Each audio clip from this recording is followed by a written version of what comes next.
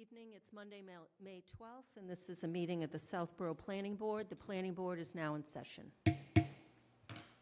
Before we get started with our agenda, I just wanted to thank Jesse. Jesse has served over a decade on this board, and it is his last meeting tonight. He chose to not seek re-election. So I would like to thank you, Jesse. You've been a mentor to me, a fabulous vice chair, and you have huge shoes to fill, and you're going to be greatly missed. Ms. Houlihan. Okay, so this is quick. Ode to Jesse Stein, 11 years of planning, patience, and prowess. For 11 long years, Jesse has held the line with bylaws and site plan. He's always on time. From Oak Hill Road's A&R to Route 9's busy view, he's weighed every motion, both old ones and new. He's wrangled ADU articles, debated with grace, explained poison pills with a diplomatic face. Through talks on trees, traffic, and neighbors' concerns, Jesse made sure every abutter got their turn. He listens to critics, to friends, and to foes, ensuring each voice in Southborough grows. With a lens for what's right and a heart for the town, Jesse never lets standards or spirits fall down. Thoughtful and diligent, a colleague so rare, his absence at meetings will hang in the air. But as empty nest August draws ever near, may he and Sarah find joy, perhaps hiking or travel this year. So here's to Jesse Stein for the years you have spent in relentless pursuit of what's best and well meant. Enjoy your next chapter. You've more than earned rest. Southborough is grateful and wishes you all the best.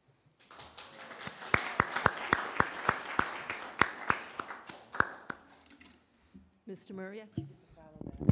There's no way I can follow that. Just to say, Jesse, it's been a real pleasure. When I joined the board, I quickly looked to you and said, that's somebody I'd like to be like. Thank you very much. Ms. Braccio? It stinks to be last. I will just say, Jesse, I learned a lot from you. You were one of the reasons I got on the board. The dignity that you've always shown and the respect you've always shown everyone that's come before this board says a lot about you and about how much you care about Southborough. So I wish you only the best. I'm heartbroken you're leaving. I wish, I had got on sooner and could have spent more time with you on the board. But I hope that we follow the tradition that you've set for us all and I hope the public as well. But thank you. I don't want to cry, so I'm just going to let it go there. Thank you. Ms. Cook, I see you. Could I add a few comments on Jesse? Sure. Okay. So, but Marnie, I think you've missed your calling in life.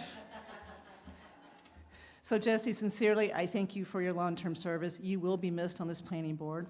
I also know I speak for Sam Stivers, who would have been here, but he's got another meeting tonight. As you know, he doesn't miss many, but he knows what I'm going to say, and he dittos everything I'm going to say. I actually think I'm speaking for the whole select board, but as you know, I would have had to call a meeting to make sure, so I didn't do that. So for now, it's Sam and I. So being on the planning board is not easy. You're not the most popular board in town by nature of the work you do. In fact, I don't think you're popular at all because you just can't be, right? But something I think Mimi said a few minutes ago really struck home to me, which is you always treat everybody the same and fairly. No matter who they are, no matter what they say, no matter how rude they are, they're always the same. You just do your job. But unless you do this, no one knows how hard it is to work all day long, come home, maybe grab a bite to eat if you're lucky, come here, and be able to focus for up to 4 or 5 hours. And look at the stack of papers in front of you. The details that you guys have to absorb before the meeting, the pre-meeting, and then what you've got to do at the meeting is just, I don't think there's anything to compare to it as far as what other boards do. Select board ends up with a few hard things, but we get some fluffy things too. You guys don't get many fluffy things. So I appreciate who you are. I appreciate your common sense. I appreciate the wisdom that you've shown with this board, the respect for your colleagues that's always been obvious. You've always had everybody's back when you needed to, and you will be missed. I am also, though, glad that you're doing the Affordable House Trust. I think you're going to be great on that, and I wish you guys and girls total success as far as that mission, because that one's not going to be easy either. You've gone from one hard one to another hard one. But I truly, you will be missed, and I thank you for what you've done. Thank you, Kathy.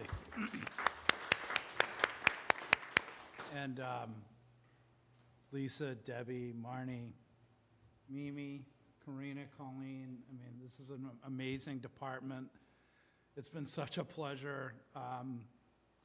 Honestly, if I thought I could equal the work ethic of my fellow board members and the department, then I probably would try to hang in there and do this for another 5 years.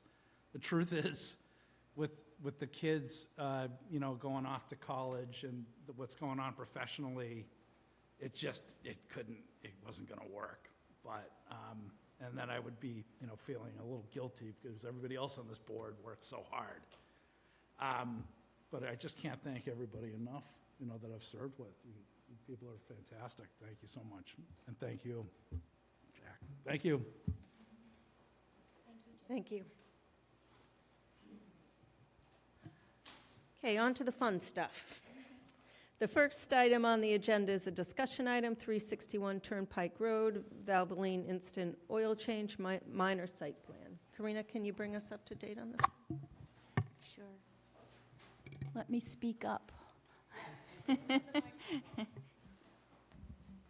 Okay, since the last meeting, we have received submission number 5, which was provided to Fuss & O'Neill for peer review. It was also distributed to the planning board and to the town departments for any comments.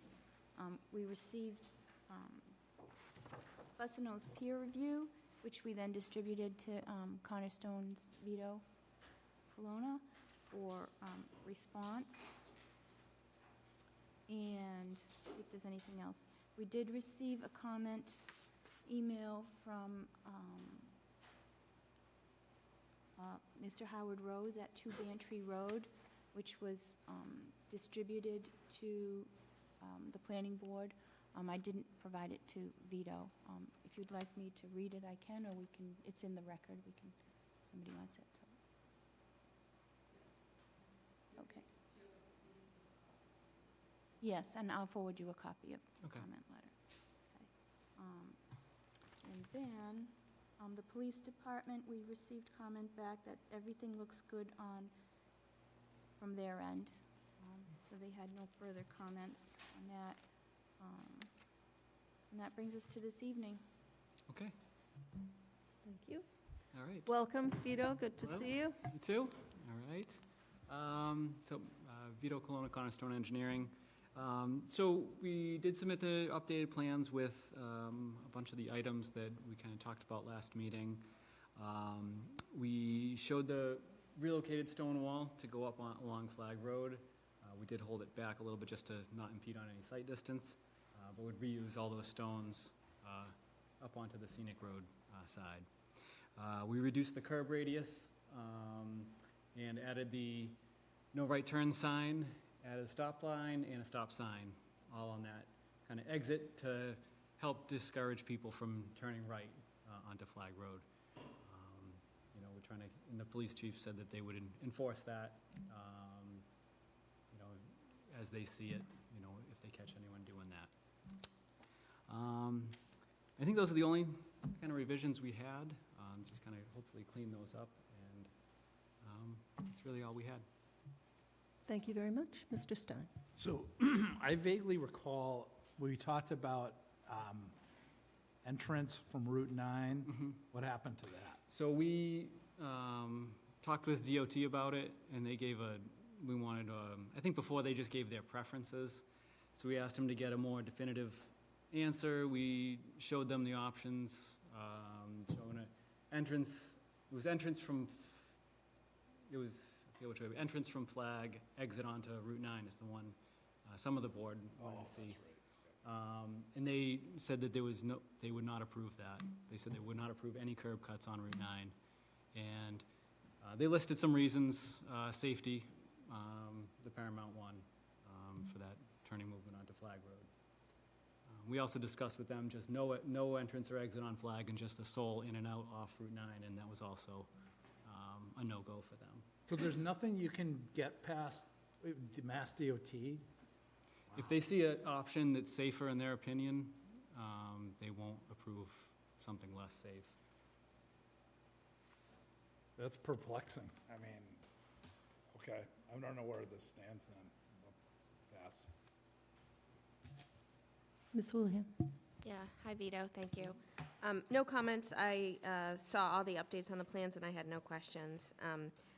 I think to Jesse's point, I'm just extraordinarily concerned to move traffic concerns from Route 9 to traffic concerns to Flag Road, which continues to be, and, you know, my tune hasn't changed, I guess, over the period. So that's kind of where I stand. Thanks. Mr. Maria? Hi there. I think you know where I stand. I think it's not, the current plan isn't safe. I've tried to keep an open mind about coming in from Route 9, exiting on Flag, or even the other, which I don't prefer. But I went back to what the police chief thought he was reviewing, just so everybody remembers. The police chief got an earlier version, and he gave his opinion that he thought that the setup was okay. He said this follows the format of the Valvoline at the intersection of Lake Street and Route 9 in Shrewsbury. And, you know, I noted, I think, last meeting or the meeting before, that that's a very wide street and it has a light. But today I went back and I looked at it, and I was wondering, Colleen, if you don't mind bringing up that map. So some of the neighbors have given very, very good feedback about what they can, you know, that they basically support the project, but how to make it safer. And one person, the first, okay, let's just see. Okay, Colleen, do you mind zooming into Valvoline, which is at the intersection? So I just want to show, and if you can, you just move that up a little bit. What I'd like to show is what the police chief was commenting on is this setup from Route 9, which of course is a different Valvoline, but he was equating what's happening, this project here at Flag Road, Route 9, with what this project is at Lake Street, Route 9. And Colleen, can you just show down to the right a little bit? So there's actually two egresses from Route 9 and an access road and an access on Lake Street. So that is exactly the feedback that you got. The first night, there was a woman who called in and said that the deceleration lane she thought was the safest because you should be decelerating. By the way, I decelerate when I go into Nan's, and there's never a problem. Another person gave the suggestion that maybe there could be a shared driveway with Nan's. This looks to be a shared driveway situation because it's actually a Meineke and some other things. That Valvoline actually abuts a Meineke building. And then another person had, just said, that, it's just not safe, and looking to work with you. So one thing I wanted to ask about is, have you reached out to any of the neighbors? We have a neighbor in the audience today. Yeah. Just looking at if you scroll up a little too, they also, Yeah, so I just want to show you. yeah, This there we go. is Valvoline. Correct. So you can come out on Lake Street, Mm-hmm. and you can come out here. Enter only there. This is an entrance, Yep. and that's an entrance. Two entrances on Route 9, and this might be both ways. Mm-hmm. This is a safe setup, and Right. that is about a 30-foot wide road. We have about a 19-foot wide road, and it's a very tiny, 20 or something, down on your end, yeah. Mm-hmm. Maybe a little bit bigger than 20. So I think that this, when the police chief said that, egress on one road, coming out on the other seems safe, reminds him of this setup, I went back today and said, well, why is that? Of course, he was looking at a prior plan. I don't know if you've been able to check in with him and show him the latest plan, but I feel that it's not safe. I think this is safe. And I think that the caller who said we should be using the deceleration lane, and it is a deceleration lane, I looked on MassDOT, maybe we could ask them to put up a sign or something like that. I think you made that suggestion. But I think the safest would be to use Route 9. And I'm open to coming out on Flag, if that's the way the board thinks. But I think going in and out on Flag isn't a safe setup. And I just want to mention, I think I've mentioned to you before, but also for the audience, it's unprecedented. The only example I know in town where we're using a scenic road for entrance or egress is the Walgreens on Oak Hill, and that actually has an entrance from Route 9, and it has also an entrance it's on a corner, so it also has the entrance on Oak Hill. and I don't know of any other example. So this would be unprecedented. We know that the number of crashes on Route 9 at that end is higher than the state average for collector roads. So that's data today. So I'm afraid it's unsafe.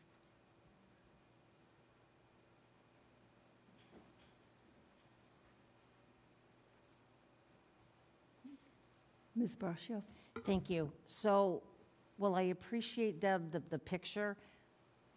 I see this very differently because it's a right-hand turn lane only. And it's not turning into 495, which we know people are speeding down that lane trying to beat traffic. So I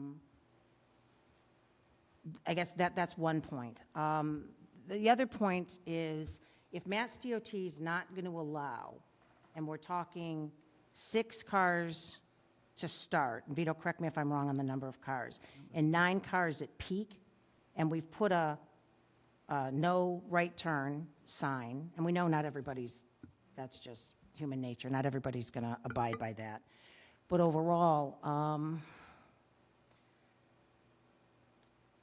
I think about what may go in there if we say, and I don't know that we can say no to this, but if we did, I don't know what could go in there that could maybe have a drive-through, and you could have 10 times the number of cars in an hour coming out there. So I worry about that too.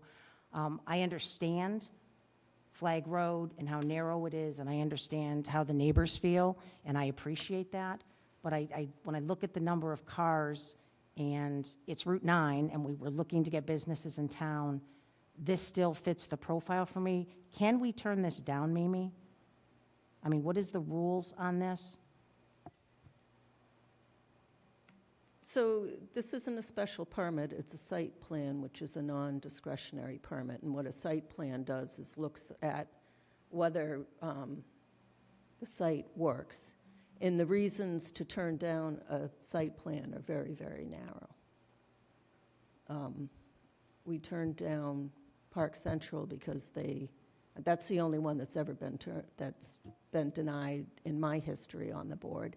And that was because they did not submit the information for the entire site that we were reviewing, because it was their contention that the townhouses were part of the 40B, so it wasn't under our purview.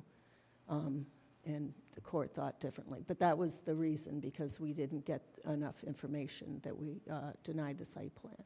But there's very narrow avenue to deny a site plan. Okay, thank you. So, well, I appreciate everything that's been said. I'm kind of on the other side of the fence. I'm leaning towards, we're looking for businesses to help lower the tax rate. This is an opportunity with minimal, and maybe in my mind it's minimal, maybe in other people's it's not minimal, but when I look at 6 to 9 cars, I have more cars than that coming out of the subdivision next to me. And there's actually 2 driveways within less than 10 feet, 3 driveways within less than about 10 feet. So again, well, I appreciate and I understand where everybody's coming from on this, and it's tough. It's tough because it is Flag Road. I'm leaning towards approving. Thank you. Thank you. Thank you, Vito. I appreciate the work that you've done on this. Everything we've asked, you've looked into and tried to address. I agree with Ms. Braccio. Flag Road's a tough road. We have a lot of small, narrow, scenic roads in town. But this is an industrial parcel, and I don't believe that we can deny access to an industrial parcel. Mass DOT says no. There's nothing that we can do to force their hand. And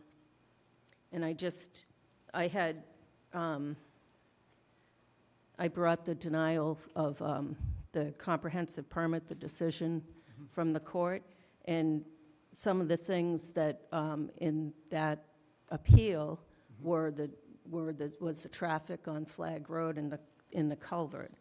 And the judge in that case said, I find that such additional traffic generated by the project will not significantly impact vehicular traffic or safety on Flag Road. And for the culvert, He said, "I find the modest additional traffic generated by the project does not significantly increase safety concerns on the long existing culvert constriction.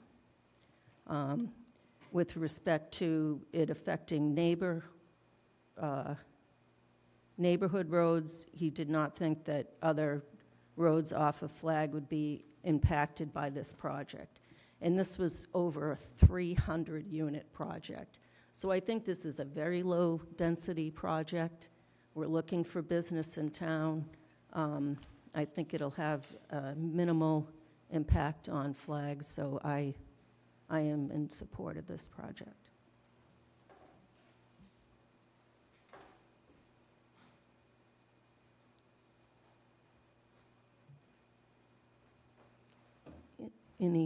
Yeah. Yes, sir. Hi, Howard Rose, 2 Bantry Road. I'm still baffled. Why is it? So first of all, one of the things I believe you can deny on is safety. The passage you just read from a judge is an opinion of one person, not a traffic engineer. There's been no study recently of this site to cite that. MassDOT said no, but you don't have the ability to say no. That's incorrect. Why does MassDOT get the ability to say no, and then therefore we have to risk our safety of our neighborhoods? You say it's only a couple of cars, it's not a big deal until you're the one that gets rear-ended on that corner, and the town is now liable. What is it going to take to understand that corner from everything you've heard for the last 15 years that this has been studied? This corner is not safe. There is no different than this project from Nan's, Central Motors, and Cumberland Farms that are all on Route 9 with the exact same access on the exact same road within feet of each other. There is no reason that this cannot go on Route 9, except MassDOT has decided that they don't want any more cars and they found a little road to the side. This board, I remind you, works for the town and the safety of the residents. I'm on advisory. I'm in all for the taxes, although this is a minimal tax increase. What's it going to bring in a year? Has anyone done it? Maybe $10,000, $15,000 a year? Our safety is not worth $10,000 to $15,000 a year. 3 board members who understand this and appreciate this, thank you. For the other 2, I strongly drive this road quickly before you do it. There is a deceleration lane specifically to get in and out of these businesses built into this road. That is what it's for. But yet we can't use it for one property, even though we can use it for the 3 or 4 around it. That's not logic. That's just MassDOT stretching their power. Please have the strength to do what's right for the town and the safety of the town and force this back onto Route 9. If they deny it, you have the right to deny that curb cut on safety issues. That is the purview of the planning board. Otherwise, why bring it to the planning board in the first place? Just build whatever you want. You have the power to make this right. And again, I'm all for the project. I think it's a fabulous project. You're right, it could be a lot worse with the drive-through, but the drive-through would end up on Route 9. It wouldn't go through Flag. So again, I encourage you, please deny this curb cut and push it back to the state where it belongs. Thank you. Thank you, Mr. Rose. I will say that the judge in the Park Central appeal did review numerous traffic studies, and that's what he was commenting on. He thought there was not a safety issue with 319 units. So I think that if we denied it, it would be appealed, and the town, after spending a lot of money, would lose. And that's why we have, legal counsel. That judge is just one opinion. There are as many traffic studies saying that corner is unsafe as there are saying it's safe. The ones that are safe come from the developer. The ones that are unsafe, of course, come from the neighborhood. It's a 50-50 at this point, so thank you.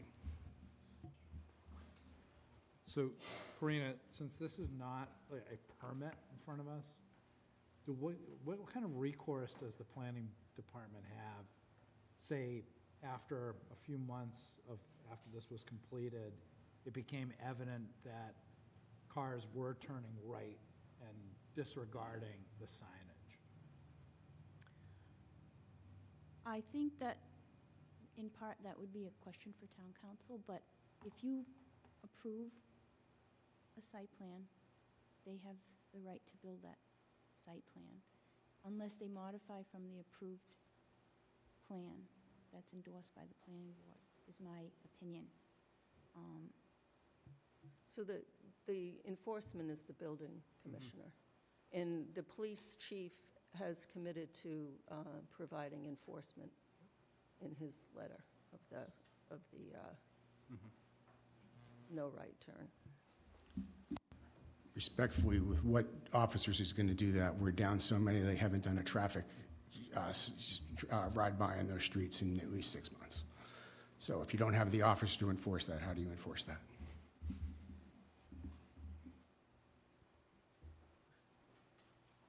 Any other public comment?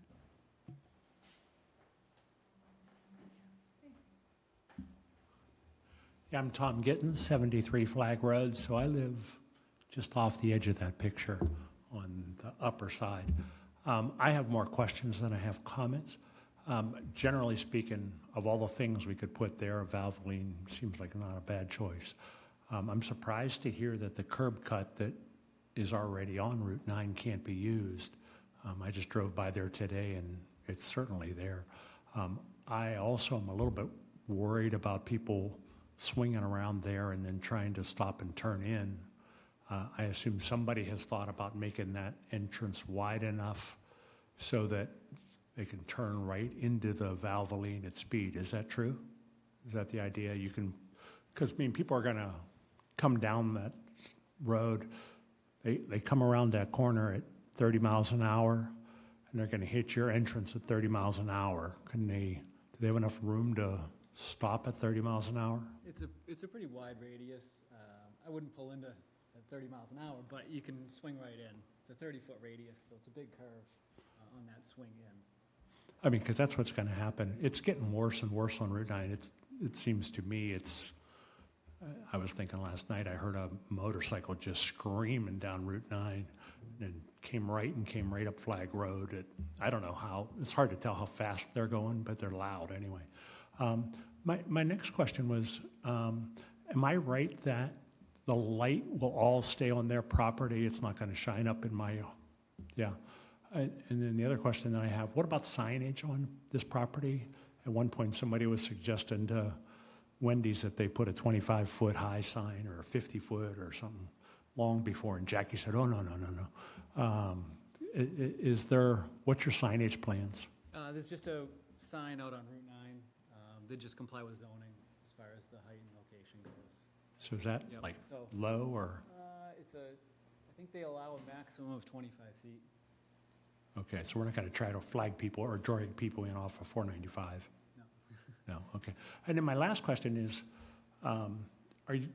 does your business use, my dad owned a gas station, and I can't hear anymore because of those guns that go, is that part of your business? They would have, they would have some of those if they have to remove a tire or something, but they do have those air guns. So what are the rules in regards to me hearing that in my backyard when I'm having a barbecue? So they're was actually internal, for isn't this- it? They're all inside. So they're all inside bays. So the bays will be down? They close the doors. I don't know if you've been to a Valvoline. I've been to a Jiffy Yeah. Lube, and like I said, my dad owned a gas station, and we put the doors up and left them up, and These ones you pull in, you stay in your car, and they close the doors behind you. So the doors are usually shut when they're doing service on your car. but you're not going to stay in the car when you take the tires off. You stay in for most things. You stay in.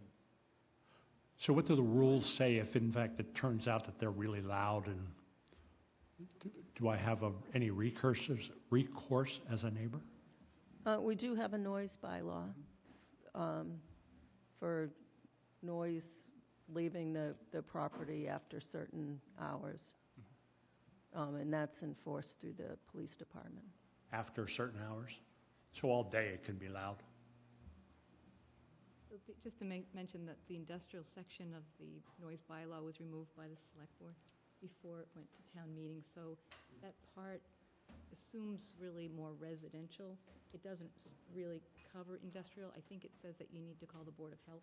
I have to look at it. I can't right now because of my computer, but I think it's Board of Health that deals with industrial noise. Oh.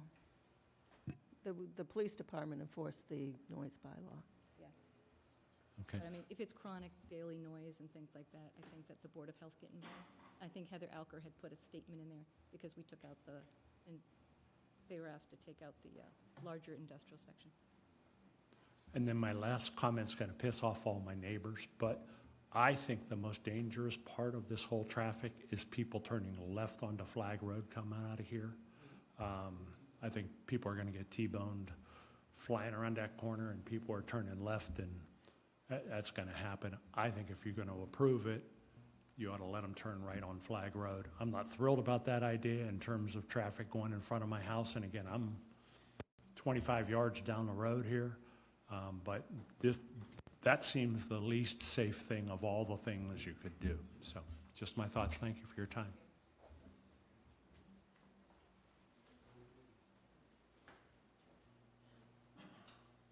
So Jesse, having a few minutes to think about your question, another thing is that site plans can be conditioned, just like with lighting, you know, you can revisit in a certain amount of time. So it's conditionable. But since there's no permit to revoke, Mhm. what would be the enforcement of that? Right. My point being, if after a few months, it became evident that there was a safety problem, I think at that point, it's, you know, the horse is out of the barn, so to speak, and we couldn't shut down their operations as a department, as far as I know. I wouldn't think so. Right. It's not an easy one. Because I kind of agree with Lisa and Mimi that, you know, it's a high threshold for denial of a site plan on an agenda item like this, and B, we do need more businesses in town. So, at this point, I'm probably going to vote begrudgingly in support of this. I'm not sure what kind of conditions we can put on to appease the abutters. Can I ask a question?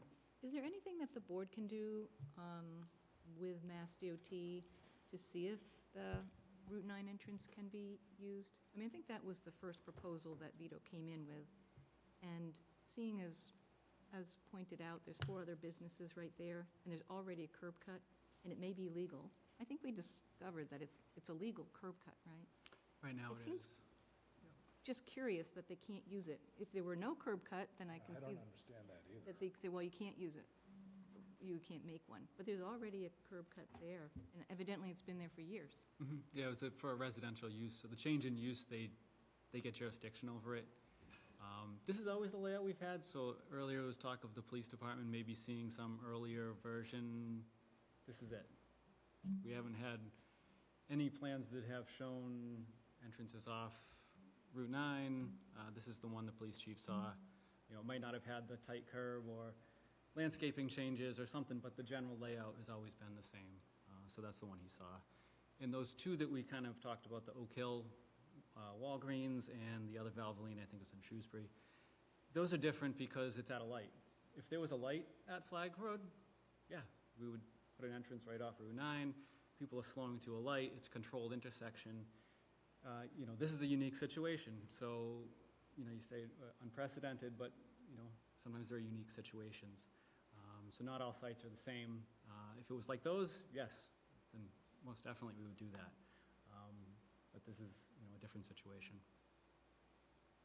In Park Central, that road has been there for a long time, and Mass DOT would not allow the Park Central 40B project to exit through Park Central Drive onto Route 9. They could only enter via Park Central Drive. Is there a formal process that you go through for the curb cut? Because I think this was an email exchange, but, I mean, it sounds like maybe one person made the decision, but is there a formal, like, process, petition, or something for the access? It's a highway Not access that- permit, right? Right, Did you yeah. put in a highway access permit? Right, you'd submit an access permit, but it's hard to submit one for something that, you know, you're usually proposing something you're trying to do.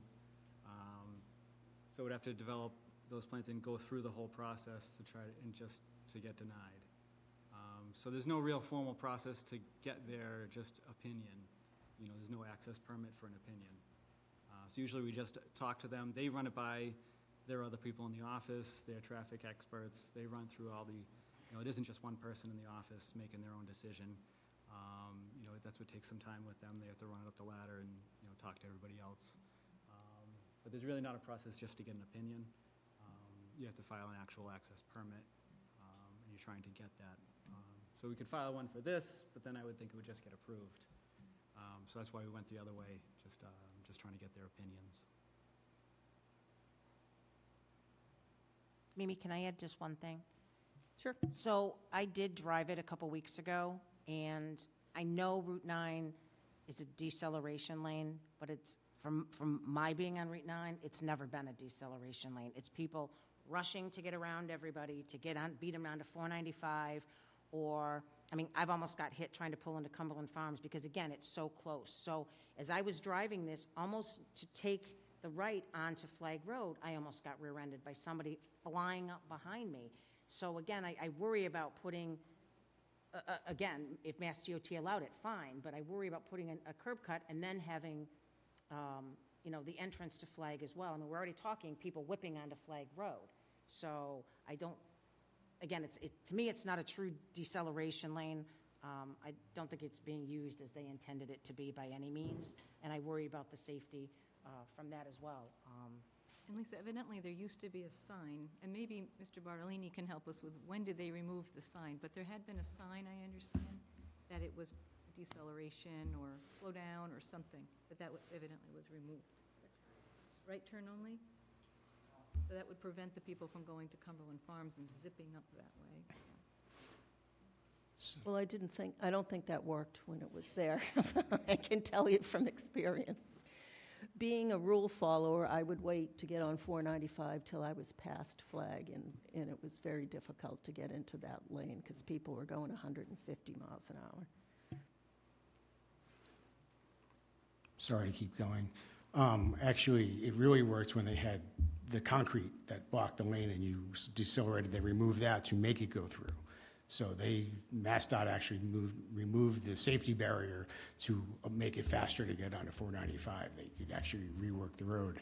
But that being that, we keep looking at the curb cut of where it is halfway down. Just like the other valve lane you showed where there was an entrance all the way down more towards Nans on that corner of the property, that's substantially farther back. Why can't that work? I'm looking for options at this point. If you use the deceleration as similar as Nans, you're farther back, you're not at Flag, and that way people can go around them and get on Flag as we do when we're leaving and people are going into Nans. There is plenty of room on this site to make adjustments to make this work. You just have to be willing to do it, and the town has to be willing to stand up to MassDOT.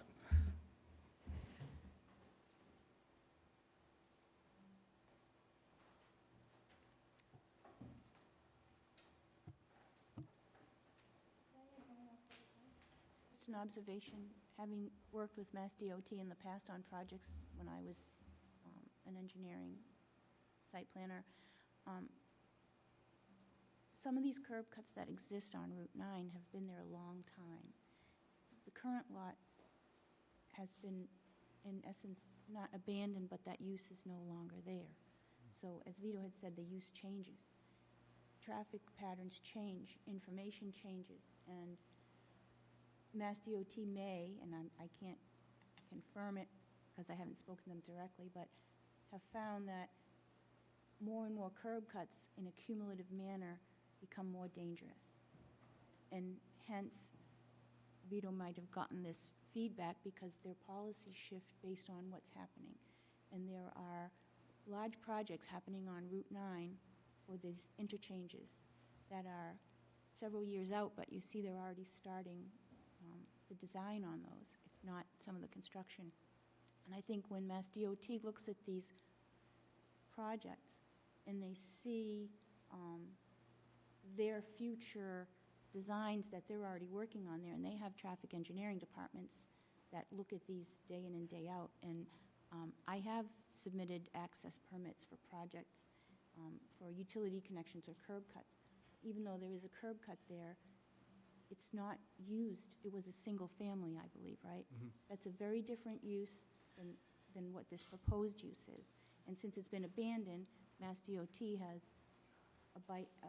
another bite at the apple.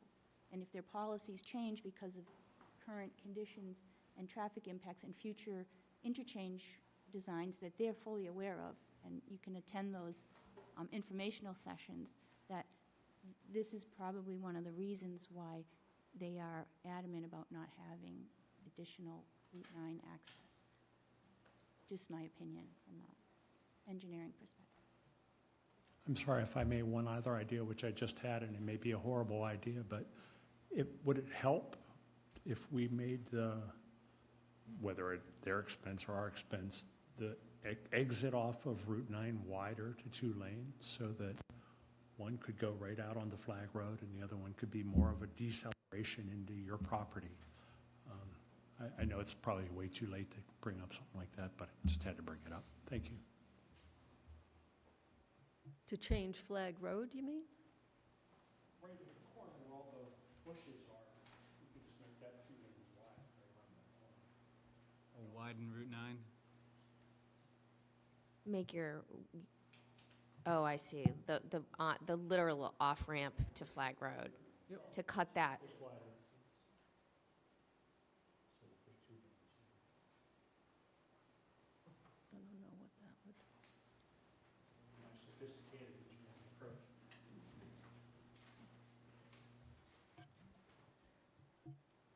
Any more questions or comments? Ready to make a motion? Motion is to approve minor site plan, 361 Turnpike Road, Valvoline Instant Oil Change. Second? I have a motion and a second. Any further discussion? Seeing none, all in favor, Latrell, yes? Stein, yes? Houlihan, no? Demiria, no? Ratio, yes.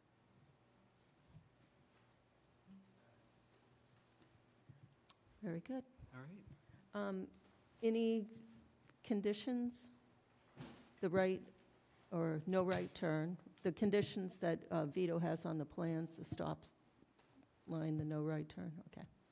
And Anything should else? we make a comment, because I think Mr. Gitten's point around the noise is to, if we're going to revisit the safety situation, I don't know if we can revisit the safety, but we should revisit the safety situation and just traffic incident reports or something at 6 to 9 months or something after opening. We should do the same around noise and ask the Yep. neighbors. Yeah, I think we've done that on other, sure. Is there a particular time frame? 1 year, 9? Probably maybe 1 year after opening.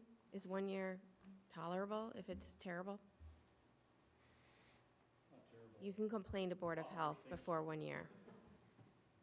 Okay. So for both the For noise and. And traffic. traffic incidents. incidents, Mhm. for 1 year. Similar to what we do with the lighting, when there's concerns if it's too bright or not bright enough. Okay. And then, Can I ask a process question? Do we typically put like the hours of operation in the conditions as well? Yeah. Okay, thank you. Mr. Bartolini? Yeah, John Bottolini, 4 Wire Circle. I'm also the owner of the real estate at Nan's. While we have the chairman of the selectmen in the audience, for 15 years, the residents have been complaining about Flag Road. Unsafe, unsafe, unsafe. I don't necessarily agree with them. I'm not in that camp. But Southborough has to fix the road. It's 15 years. Fix the road. Got that, Kathy? Fix the road. Can I ask just another process question? Is there any way, and I know this is again unprecedented, but is there any way to state that there is concern around the safety around that particular intersection, and that this was approved from a 3-2 vote, but like we do have concerns, that just to have that documented in the actual approval of the minor site plan approval? Because I Yes. just want it documented that, Is there a findings section? yeah, usually? maybe through the Just put it in findings. the Yeah. Findings? yes, Yeah. there's findings, and also the vote is per person written out in the decision. Because I do think this is going to come back to bite us, but lost the argument. Can I also ask, I had mentioned at one of the meetings that my understanding of the 495 Route 9 interchange, project, I guess, from MassDOT, that this interchange right here had been on the tip. And I think we even had Carolyn Dykma or somebody come to the select board to talk to us about how important that was. And I followed that for a number of years. It's no longer on the tip. So I think that they look at certain sites that are of interest to them. And that was to perhaps build like an access road or something that they had planned. This goes back about 10 years ago. It never happened. But just, maybe Southborough can become involved in that again. I know there are some people who know and follow that, but I think that this, there's other more important projects, let's say, that MassDOT has to do. But I think that it's important to let MassDOT know that we think that this is an unsafe intersection, and we're following it. Okay. All right. Do you have your hours of operation I think I do. by any chance? They're in some of the plans.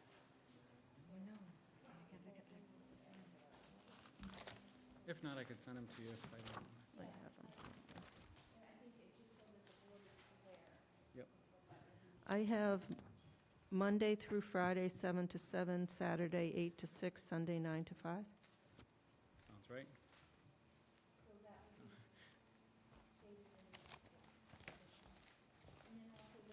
And then also there are some standard conditions that I'll include as far as possible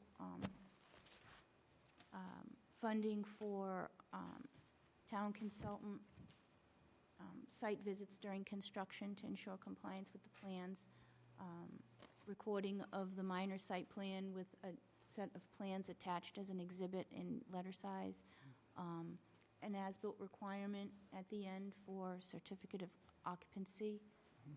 Okay, those standard conditions will be included. All right, very good.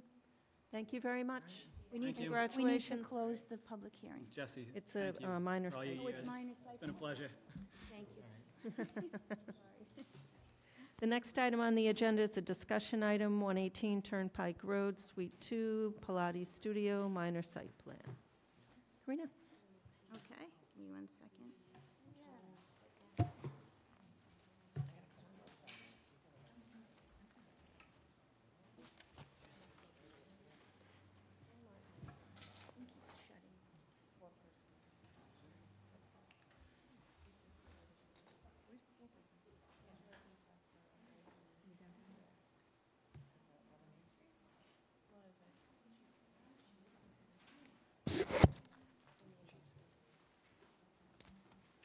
Okay, this is a minor site plan application for 118 Turnpike Road, suite number 2,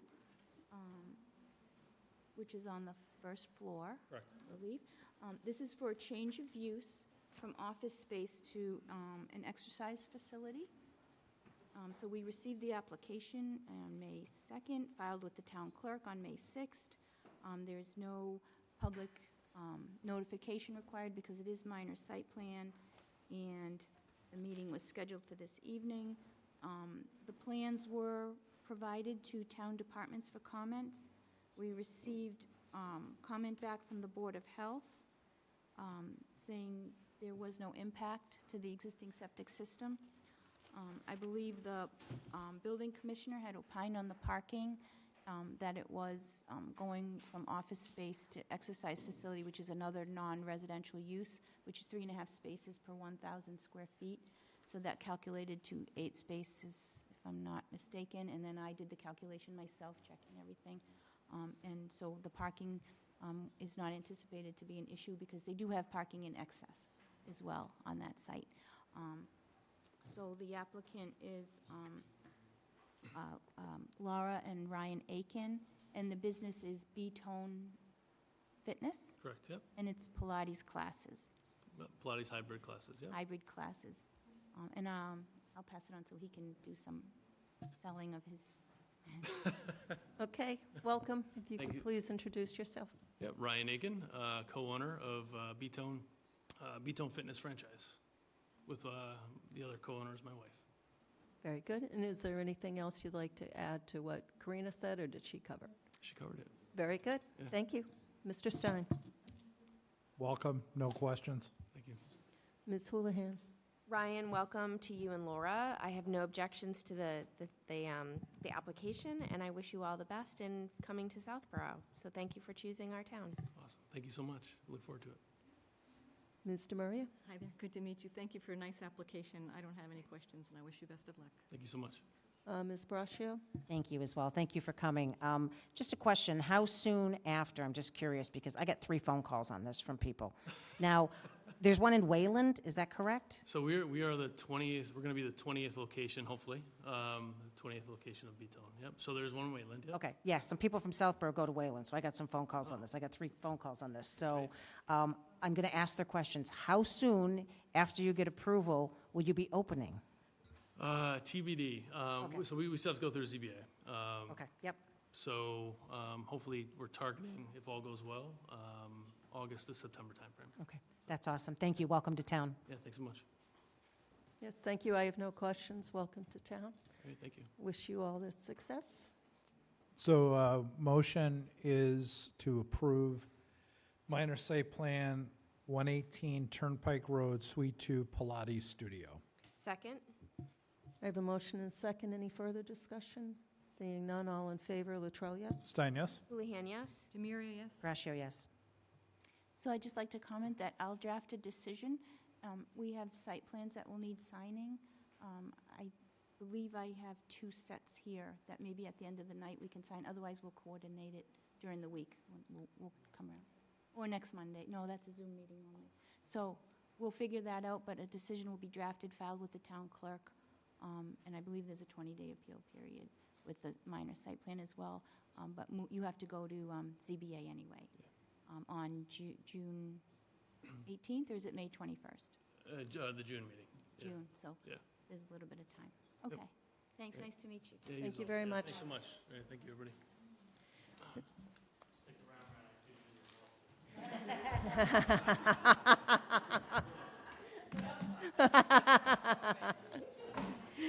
The next item on the agenda, just a quick town meeting recap. First, I wanted to thank Jesse for a job well done on presenting. As we all know, the ADU items failed and wanted to ask the board whether we wanted to revisit the zoning items or just let it remain status quo for now. Mr. Stein. That's a good question. I mean, I kind of got the feeling at town meeting that the consensus is the state law is what people want. And to have additional controls in place by a planning board are not desirable to to the residents. So, but we did get one thing passed, didn't we? I think the last one. Shared parking. So I'm going to go with that. Yay, shared Ms. Houlihan.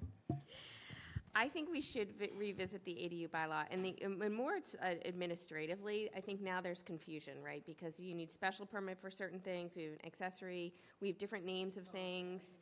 So I do think we have to revisit it, and plus we were gonna start to do some of the other zoning around what is permitted uses. So I do think we should move forward with an updated ADU, simplify it, and then the updated uses. Mr. Maria. Yeah, I agree. I think I was on the fence for a while, and I thought, well, why don't we just see how it goes with ZBA, check in on them, see how many they're getting, if it makes sense, if they like it, seek their opinion. But I do think we have a lot of cleanup that we have to do. Some of the towns had passed their ADU bylaws before the state came out with their guidelines, I think, which was February, or that's when it went into effect, and then they ended up changing. So I think that's Westboro and Northborough. Especially Westboro is very active. Their town planner was really on top of ADU is giving presentations. I think it'd be worth it to take a look and see what changes they've made in the last couple of town meetings, because they've had to have special town meetings too, because those are the little things that they're tweaking, and those might be things that can help us. Ms. Braccio? Yeah, I also think that I would like to revisit it and, as Marnie said, clean it up, maybe streamline it a little bit. I don't think, it was a lot. We all know zoning is just a tough thing to grasp, and sometimes you can grasp onto one piece and vote no for that. But I think the first time something goes in without any level of oversight and the bulldozers pull up, I think people are going to start freaking out, So I think we should definitely revisit it and maybe find an easier way. Thank you. Thank you. Yeah, it was curious because the amendment to remove the abbreviated site plan failed, and the amendment to remove the prohibition on short-term rentals failed. So I didn't know what to make of that, if that's what the concern was, okay. We will move forward and continue to work on that. Very good. Next item on the agenda is a public hearing, 10 Turnpike storage facility modification to major site plan. I believe that the proponent has requested to continue without testimony. Yes, and also I'd like to mention that Jesse did fill out Mullins forms and reviewed the April 28th planning board meeting with all the information and documentation and video, and that Mullins form was filed with the town clerk, as was with the minor site plan for 361 Turnpike, even though it's not required. We did that as well, just to cover it. Okay. In there, we don't need an extension to act or anything on this. So just, No, they're good until June 2nd, so at the June 2nd, they're good until, June 2nd meeting. So at that planning board meeting, we'll have extension requests. okay. So do I have a motion? So this is to extend the public hearing on 10 Turnpike? Okay. Motion is to extend the public hearing for 10 Turnpike Road Storage Facility modification to major site plan approval to June 2nd, 2025 at 7 PM. Second. I have a motion and a second. Any further discussion? Seeing none, all in favor. Latrell, yes? Stein, yes? Houlihan, yes. Demiria, yes. Sorry, Brascio, yes. Next item on the agenda is a discussion item. 250 Turnpike Road, Beehive Wall and Standing Sign applications.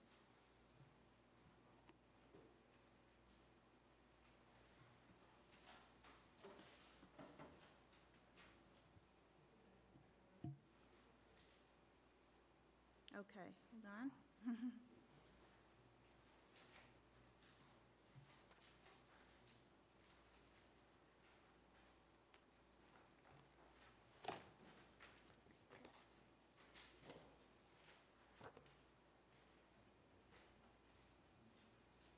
All right, I'll give a quick overview and see what's going on. So if you recall, 250 Turnpike is the storage facility that's now known as Beehive.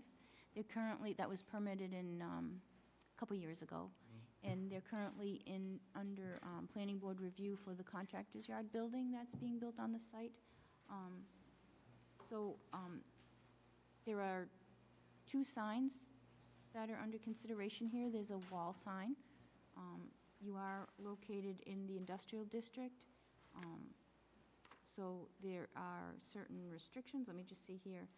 And then you also have a standing sign, which is at the western entrance to the site, because there are 2 entrances to the site. The maximum allowed dimension for a standing sign in the industrial district is 25 feet in height and 100 square feet in area.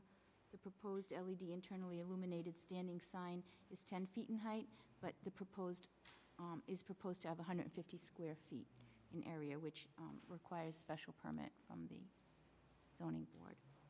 The maximum allowed dimension for a wall sign in the industrial district is 20 feet in height and 75 feet in square in area. The proposed face-lit LED channel letters wall sign exceeds both of those dimensions, and it's proposed to be 36 feet in height and 99.63 feet in area. Again, all requiring special permit from the zoning board. The application was received and we distributed to the planning board, and it was a plan showing, a site plan referencing the location on the north-facing side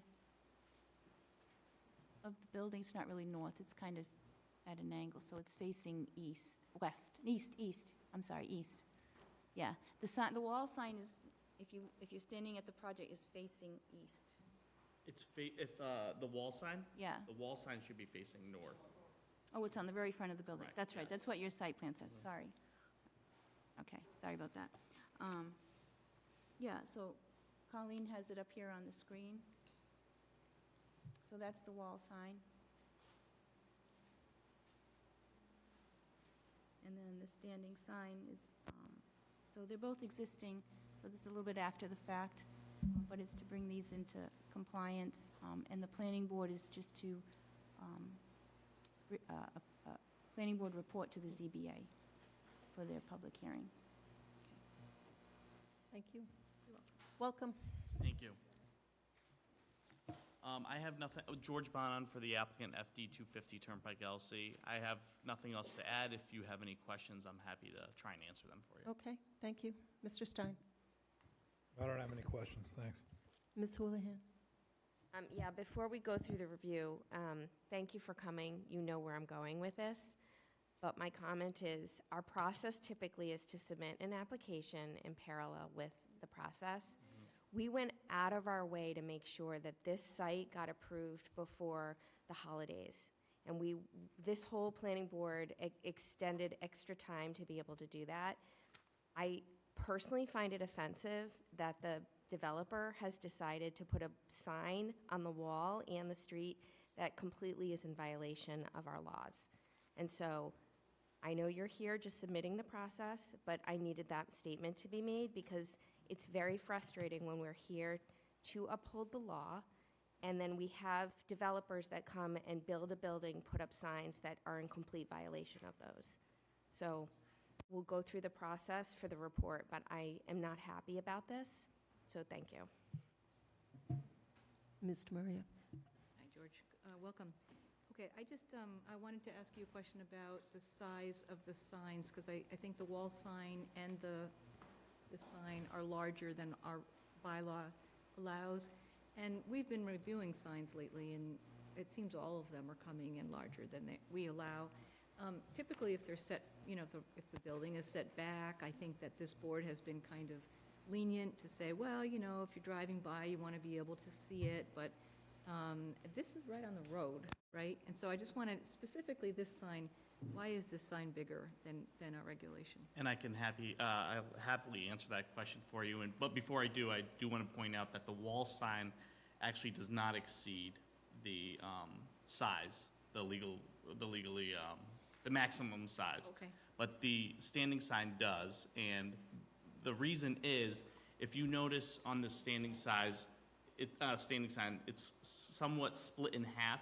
There's a foundational portion, and then up top where it says beehive, there's that portion. And when this was created and when the first design was submitted to the building department, there was no lettering on the bottom half of the foundation. And the building commissioner at the time, and I apologize, I don't know who it is, but it wasn't Commissioner Lund but he had approved this sign verbally, because there was no lettering at the bottom, not counting the area on the foundational portion of the sign. And that's why the sign is this size. Over time, we had put some lettering and a phone number on the foundational portion, and that's what kind of triggered our need for a special permit, because now the sign as a whole needs to be calculated, and that's why the sign is this size. Thanks, and just one other quick question. I personally find a lot of lettering to be distracting, because as I'm driving, I guess my eyes go toward that, and I think it's distracting. So I just wanted to get your opinion on that. There's like a lot here, like phone numbers and other things. When you're driving, you can't really appreciate that phone number. You're not gonna write it down. or I anything. absolutely understand. Yeah, so just, is this going to stay this way, or are you gonna change it? The plan is to keep the sign the way it is, unless the ZBA dictates otherwise. Okay, thank you. Can I just make a clarification? George, both signs exceed area. Both sides. Yeah, it's confusing because it was hard for me when I just read it myself, but my notes say that both signs exceed the area, and it's just the wall sign that also exceeds the height.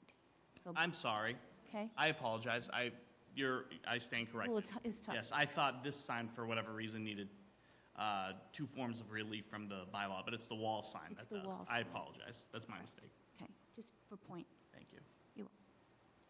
Ms. Brascio? Thank you for coming. I will just say, so the wall sign is already up? They're both up. They're both up, okay. And I'll tell you why I didn't notice the sign on the building, because this one's big on the road. So I wish the wall sign wasn't as big on the building. According to the pictures, I would have liked to see a little smaller to compensate for this being so large. I think this attracts attention with the colors and everything as you drive down the road. I really don't know who's going to turn and actually see the sign on the building. That's just my 2 cents. But yeah, thank you. Appreciate it.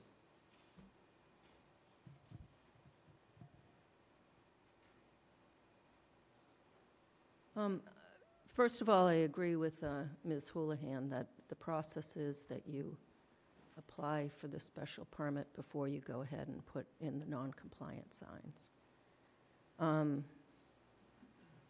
Yeah, and your paperwork is misleading because it shows existing signs and proposed signs. But there is no existing sign. The proposed signs have been installed, so. I think for purposes of the form, it was just existing and proposed, and that's how I had to draft it. But the existing doesn't exist.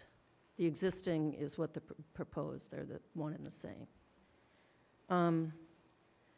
It looks like the standing sign is erected within the Mass DOT right-of-way. And for a while now, we've been in contact with Mass DOT and trying to get the location of it okayed. If Mass DOT ultimately says the sign needs to be moved, the property owner is willing to do that, and we'll come back in we anticipate coming in for a modification of the site plan anyways after the 40B, or maybe during it when property lines may change. So if we do move the sign, we'll come back in for a modification, or depending on the time of it, they may be reflected in our as-built as well, but we will definitely update accordingly. So the existing sign was smaller. Was that was- also in the right-of-way? Yes, it was.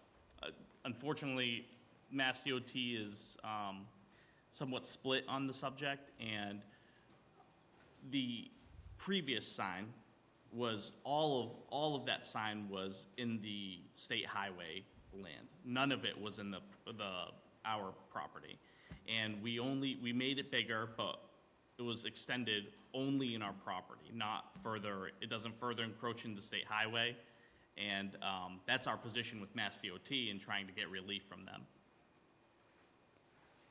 What hours will the sign be illuminated?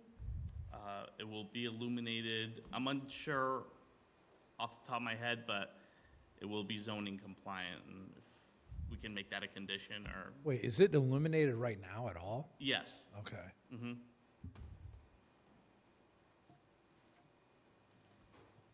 Excuse me, Mimi, just a comment. I've driven home at like 1 a.m. from that where it's illuminated It is, 24/7. okay. Yeah.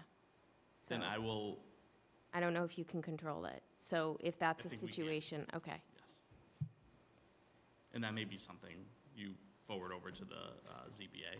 They'll ensure it's a condition. Because, sorry, may I for a second? The funny thing is, I've driven by it quite a bit, and it hasn't bothered me.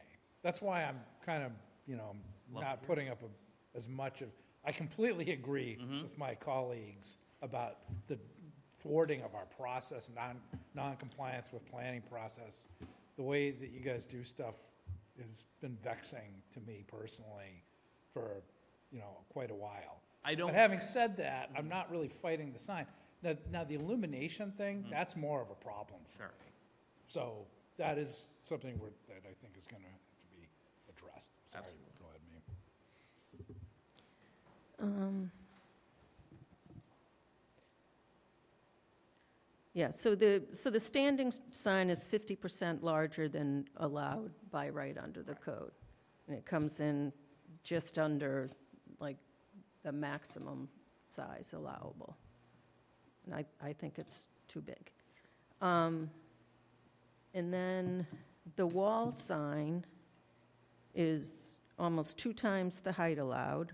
But that I kind of understand, because of where, on the height of the building and to put it at the top.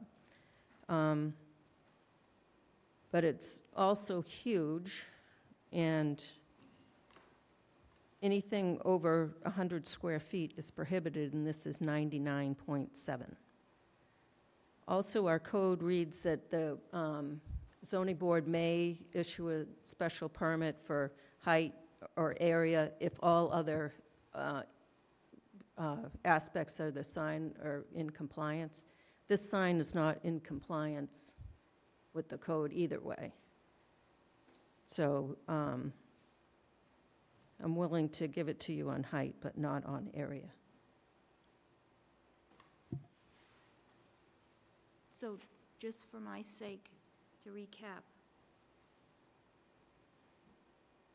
the standing sign is 10 feet high, Yes. proposed, and 150 square feet, which is, the area is non-compliant, Correct. and it's 50 square feet more. The wall sign is 36 feet high. The limit is supposed to be 20 feet. The area of the wall sign, maximum is supposed to be 75 square feet, correct? Correct. And the proposed area is just under 199.7. Okay. So it's the wall sign that's not compliant into. I just want to make sure we're all in agreement, because it's confusing with so much different data on this. Okay. Yes. And can I just make one more comment? Certainly. You have another beehive signs down the road on the Where? other building near Veritas, the building. A Beehive Pro sign. Yeah. That's That's also appearing not to be in compliance, so you might have someone look at that. That was approved under Chris Lund. It was zoning compliant under his. Okay. It's just for reference. Yeah, we have one master one, and you can have this one, Amy.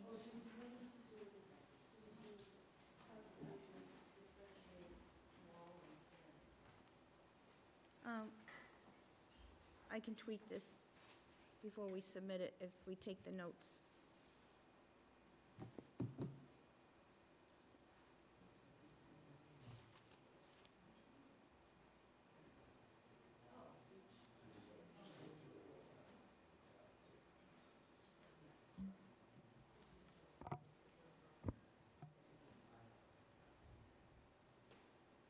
So the sign scale is determined to be in reasonable relation to the development scale, viewer distance, and travel speed, and sign sizes on nearby structures.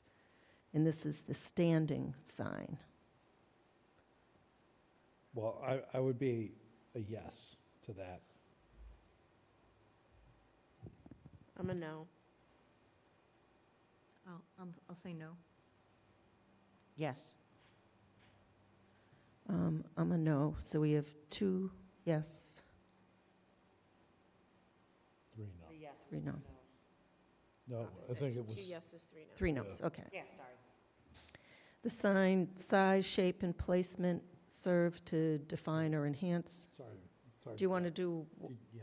do you want to do standing, or do you want to do the same Oh, I thing? see. You're just going to do standing all the way through. I'm sorry. Go ahead. Unless you think it's No, better you're to good. do the You're other. right. I think that makes That's the sense. right way to do it. It's a tough Yep. one. The sign size, shape, and placement serve to define or enhance the architectural elements of the building, such as columns, sill lines, cornices, roof edges, and do not unreasonably interrupt or obscure them. I think this doesn't apply to a standing sign. So I would say NA. Oh, I'm okay with that. Everyone? Fine.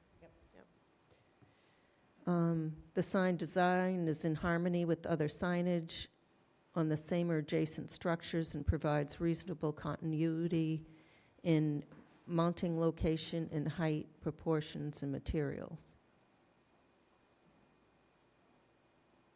I'm a yes, I guess. I'm a yes on that one. I'll say yes. Yes. Okay, so I'll say yes.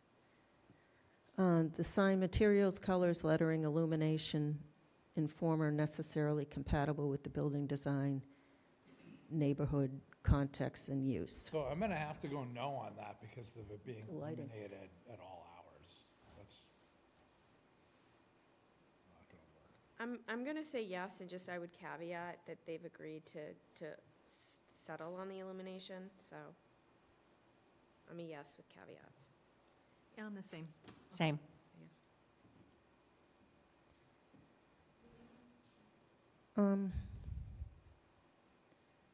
I'm going to say no because of the illumination.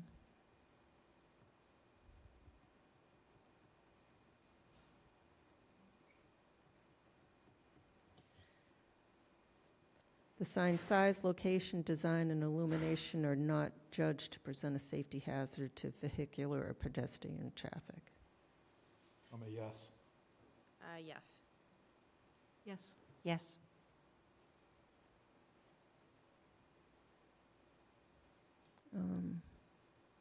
I'm going to say no because it's in the Mass DOT right-of-way that needs to be resolved.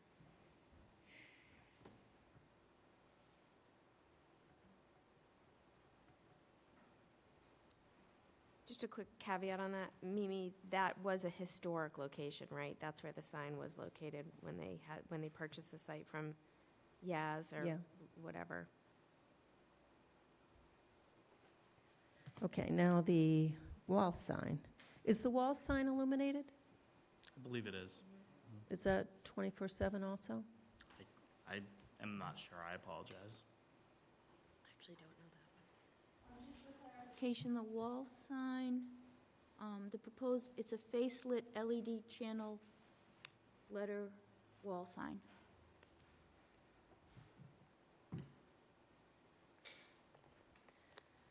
Which is that kind of illumination, I think, is allowed because you're fronting Route 9. So the sign scale is determined to be in reasonable relation to development scale, viewer distance, and travel speed, and sign sizes on nearby structures. Yes. No. No.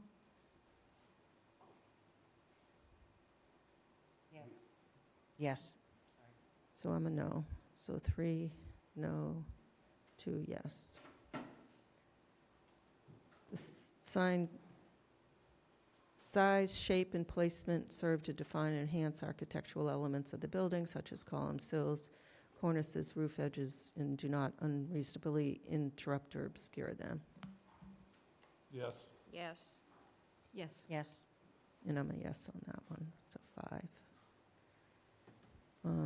The sign design is in harmony with other signage in the same or adjacent structures and provides reasonable continuity in mounting location, height, proportions, and material.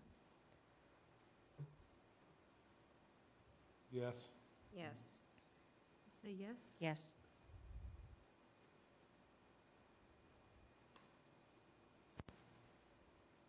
5, yes. I'll say yes on that. The sign material, colors, lettering, illumination, and form are reasonably compatible with building design, neighborhood context, and use. This is a hard one for me because there's too many illuminated signs on Route 9, but so therefore, it's in harmony. But I don't like it. So I guess the answer is yes. Yes. Yes. Yes.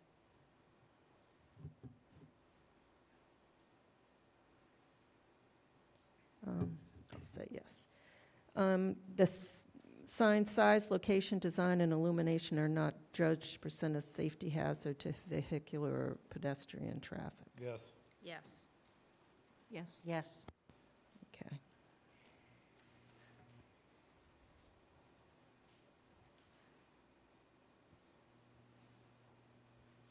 So on the number one, the 3 no's for both the standing and the wall is that they're too big, area-wise? Area, size, too large.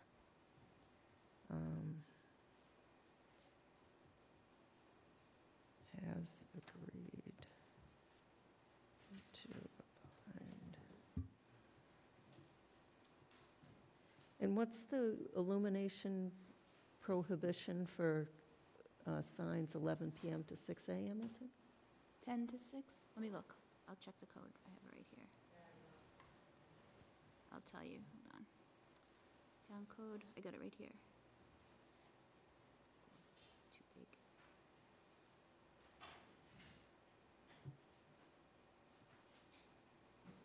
Lighting. And should we note on this that the usual process is to apply for the special permit before sign installation? Oh, it's under sign.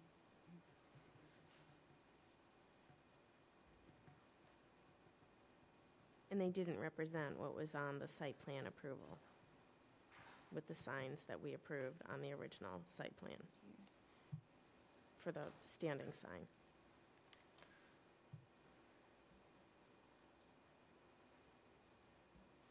Is it in the lighting? It's in the lighting, right? Or is it in the signs? I think it's 10 PM to 6 AM. Oh, let me look, hold on. It's in the lighting bylaw, not in the sign bylaw. No, it's in the sign. It's under, yeah, under, Under illumination. Under signs. yeah. I'm looking right here. My screen's too big. Here we go. I think it's just the side of the room that doesn't have the access to the internet. It's the What? summer.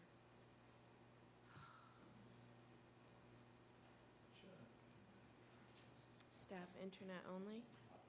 I hate this new computer. Are you on public? Oh, yeah, neither one is working for us. It's working on that side of the room. Don't know. Should be.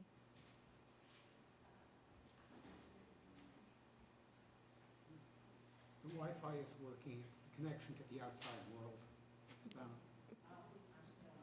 Yeah, I can't, I'm still not working. You're on? No, the Wi-Fi works, but from the Wi-Fi you cannot get outside this building. Oh. And why have It's a Wi-Fi? subtle technical difference, but it tells the technical people what to go fix.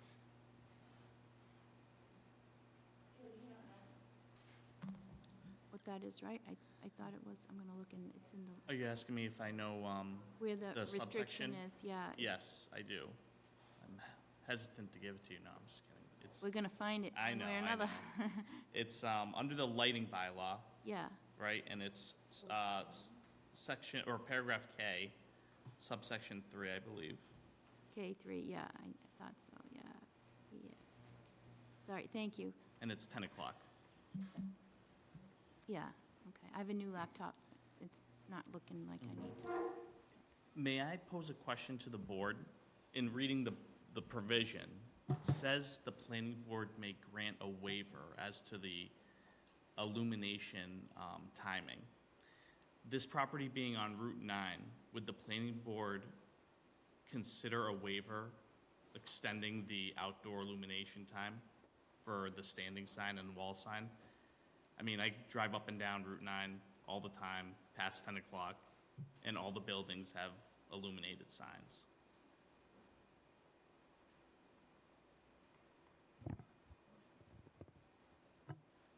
I wouldn't be inclined to do that.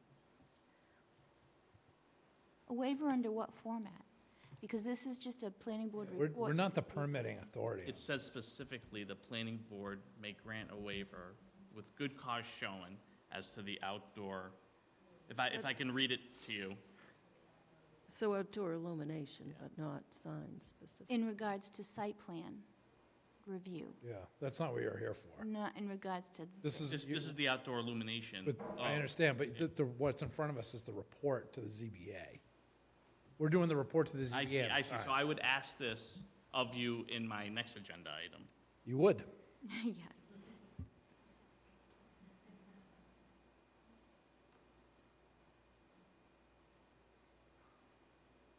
Thanks for the help in locating that.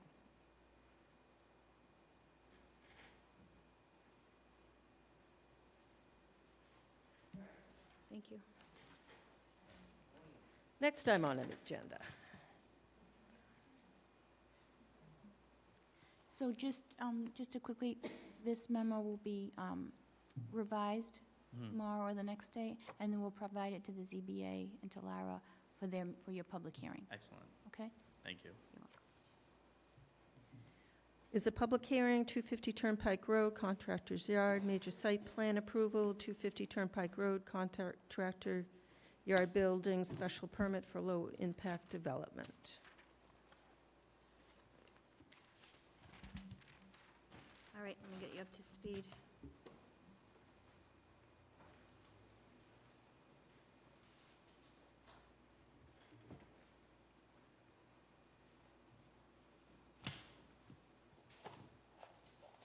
Oh, thank you.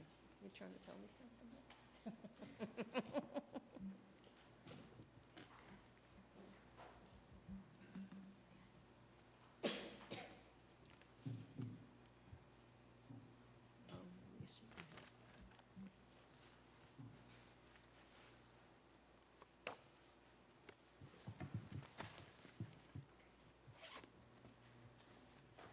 Okay, I just want to point out that Jesse Stein completed a Mullins form that was filed with the town clerk on May 5th for the major site plan approval and special permit lower impact development, indicating that he reviewed all the information from April 28th when he was at that meeting, okay? We also have a currently signed extension request that allows planning board to act, extended to June 6th. So we're good through the June 2nd public hearing date. And you should have, you gave us, Yes. okay. And then, for 250 Turnpike, we received submission number 6 on April 29th. We provided that to Niche Engineering, who's the town's peer reviewer for this project. We received the Niche's review comments last Friday on May 9th. It was right before closing time, so I sent them to you this morning. They were provided to the applicant, distributed to the planning board this morning as well. And also, your submission number 6 was sent to town departments. And we did not receive any comments at this point on that submission from the town departments. Let's see if there's anything else here.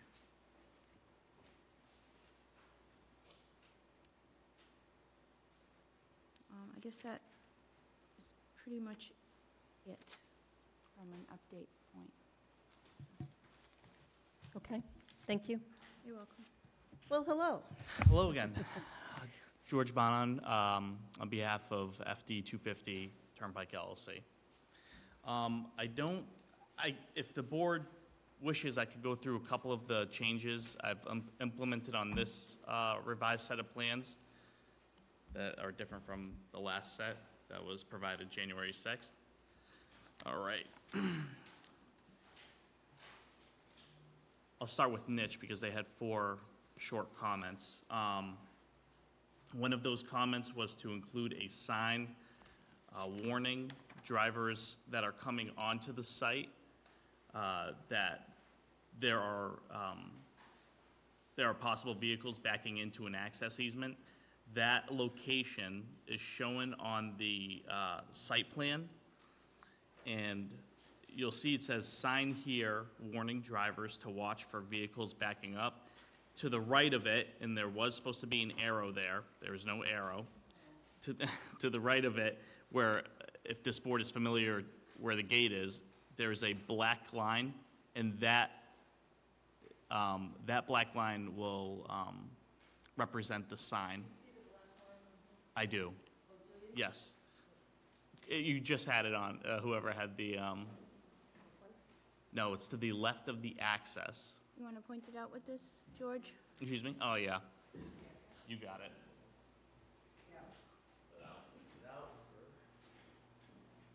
Right here.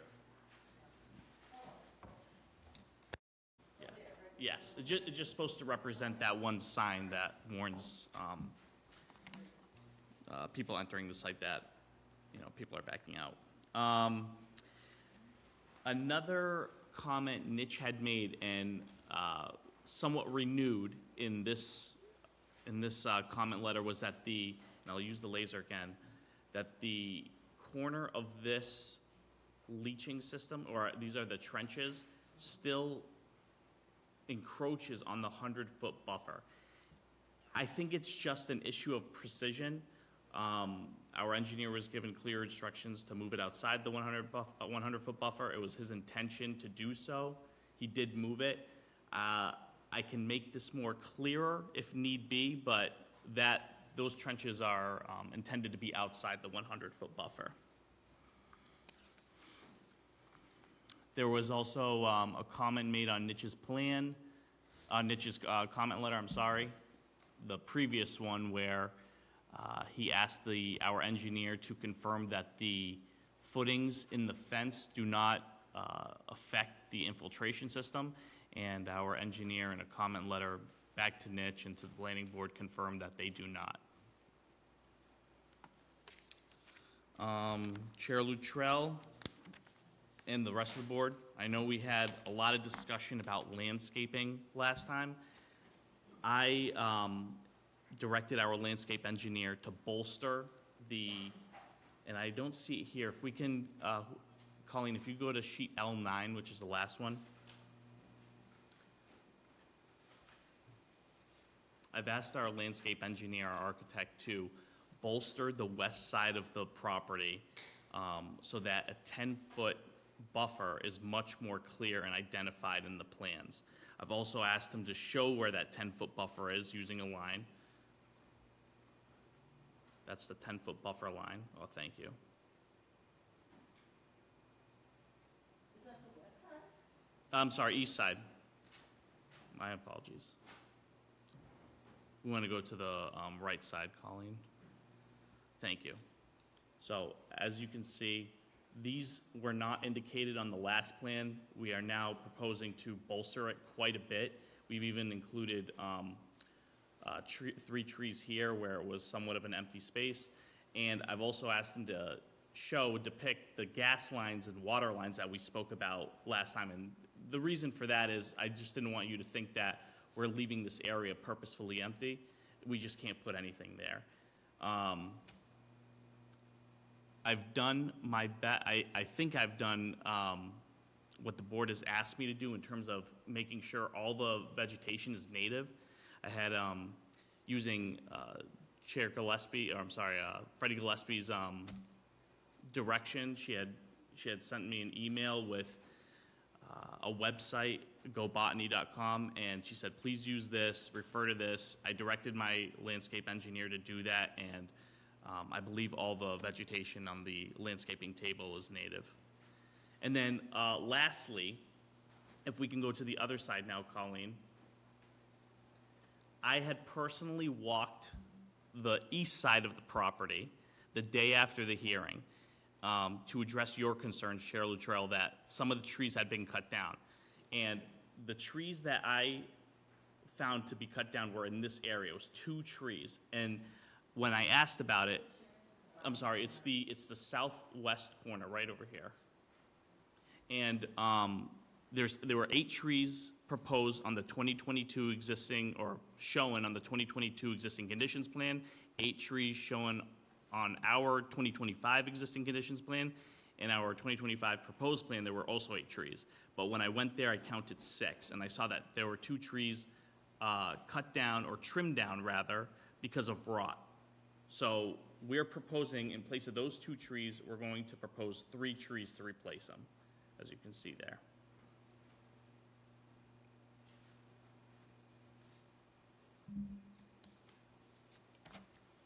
And I think those are the majority of the items, at least the significant or major items that we had discussed last hearing and the hearings before that as well.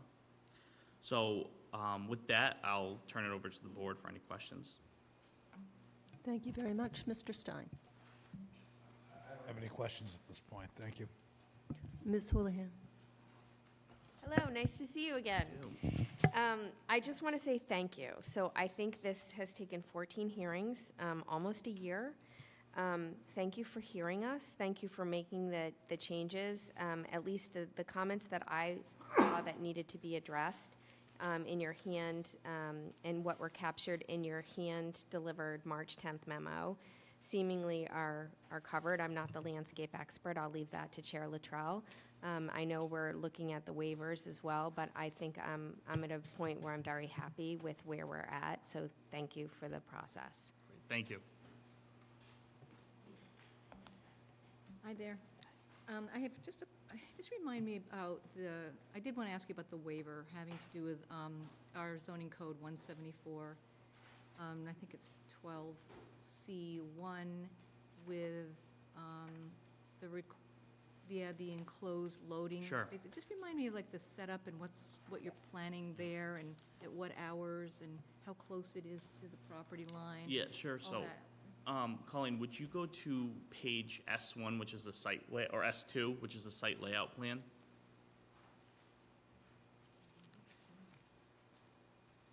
I think it's page 3, and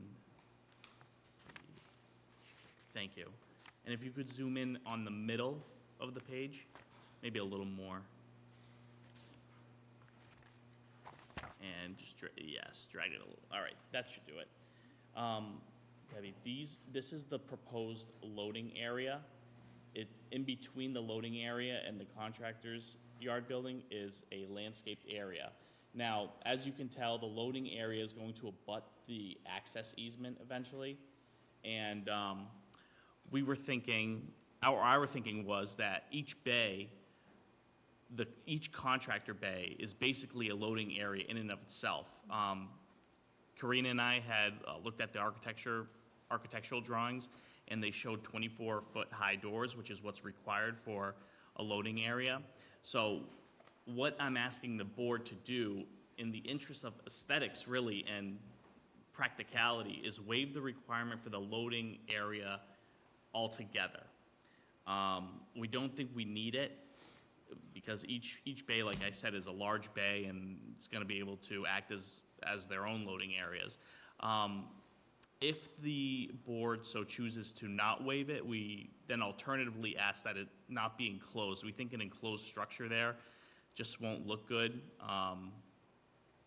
It's just not aesthetically pleasing. And I just don't see the practicality of it. And that's kind of where we stand, and that's our position in terms of the loading area. So if you had the loading area, how deep would it be? I mean, so typically you have like a large food facility or something like that, and they're bringing the trucks in and unloading and loading, but you're not doing that. I understand that each one is individual. Yeah. So if you had it, So what would it do? it's right there, and I think it's 24 feet long. And I'm sorry, the height of the doors is 14 feet, correct? I'm sorry, the height of the doors is 14 feet. The depth of the loading area is 24 feet long. Okay. But you don't see a need for it? No one has a need? There's no need on site? I don't know. Okay. Can I just point something out so that it's clear to the board? So it's my understanding that this loading area is the one we're talking about that's being proposed. That's correct. And there's a landscaped area between the building and this loading area, which you're hoping to not be an enclosed structure, but in essence, this would be like a garage, its own little enclosed structure separate from the building. The bylaw requires that, Yeah. yes, but we're hoping to do away with that, the whole thing. But alternatively, if the board does want a loading area there, we hope that they would waive the requirement that it be enclosed because of aesthetics, really. Right, so I'm just pointing out to the board that if it was proposed here, it's be a little standalone structure right on the side of the Yes. driveway, which is probably not the greatest thing. But I think when we were talking, these bays themselves have 14-foot high garage doors and meet the depth of loading Correct. bases. Yes, and vehicles can enter those garage bays. We'll have floor drains, and there's an oil-water separator, as mandated by, I think, building code, not the zoning code, but building code on And the Board of site Health, plan. yeah. Yep. Okay, I just wanted you to be clear that, because it doesn't really say it's going to be enclosed here. You can't really, it just looks like a hatched parking area where a truck might load. But in essence, it would Yes. be like a separate, Correct. It would be a separate structure. which is, Okay, thank you, that's really helpful. So, and then also, you wouldn't be using, any of these individual bays wouldn't be used frequently at night because of your hours of operation, right? Correct. The law doesn't This apply. board and I have talked about the hours of operation, and we plan to replicate those of the self-storage facility next door, which I believe, I don't have them offhand, but I think they're either 5 or 6 a.m. to 9 p.m., something like that. Okay, that's great, thank you. Ms. Braccio? Thank you. Hi again, thank you. I would be in support of a waiver for the loading dock. I mean, for safety purposes alone. You're kind of making a turn there and to have another structure there, so I'll just say that. And I just have one question, but first I want to say, we've come a long way in a year, so I look forward to getting this done, and I'm sure you do as well. My only question is on the sign, sign here, warning drivers, where exactly is that sign going to be located? If you can go up on the screen, Colleen, I'll point out once again. Yeah. Right over here, you see this black line? Yep. That's the sign. That's where the proposed sign is. And how big of a sign are you proposing? To be determined. We only are proposing it because Niche Engineering had suggested it. We would be happy to, for the board to make it a condition to restrict it to a certain size. I was thinking like a no parking sign type size sign. Okay, my only concern was I want people to be able to read it. I mean, again, most people who are going to be driving through there are going to know Yeah. to kind of look out anyway, but if there might be a guest or somebody coming and, they might not be aware, so that's all. So again, I have no suggestion on the size of a sign, just that it's clear and for people coming in. But again, thank you, that's it. Thank you. First of all natives, fabulous. Yes. I put a lot of work into this.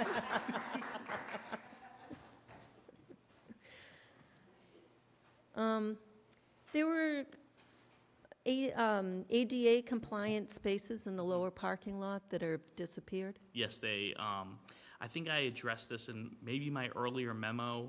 If not, I'm happy to tell you again. The ADA parking spaces we have on the entire site, even the ones on 250, meet the minimum number of handicaps or accessible spaces that are required. We've placed them all on the upper parking lot, and I think I indicated in my memo that we're happy to shift those around if the board wants some on the lower level parking lot. But the number of spaces is adequate. Okay. Well, you had those same number of spaces on the upper lot, and you had spaces on the lower lot, and the ones on the lower lot have They're gone. disappeared. Yes. So I would say the ones on the upper lot are not compliant for someone with disabilities to get to those contractor yard We're happy to move them. building. And I can see a few spaces that might work, the ones to the right over here might be the best fit.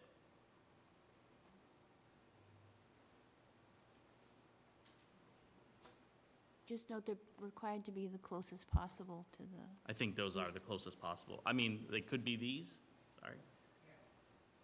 Yeah, well, it may be better to not have to cross the highway to,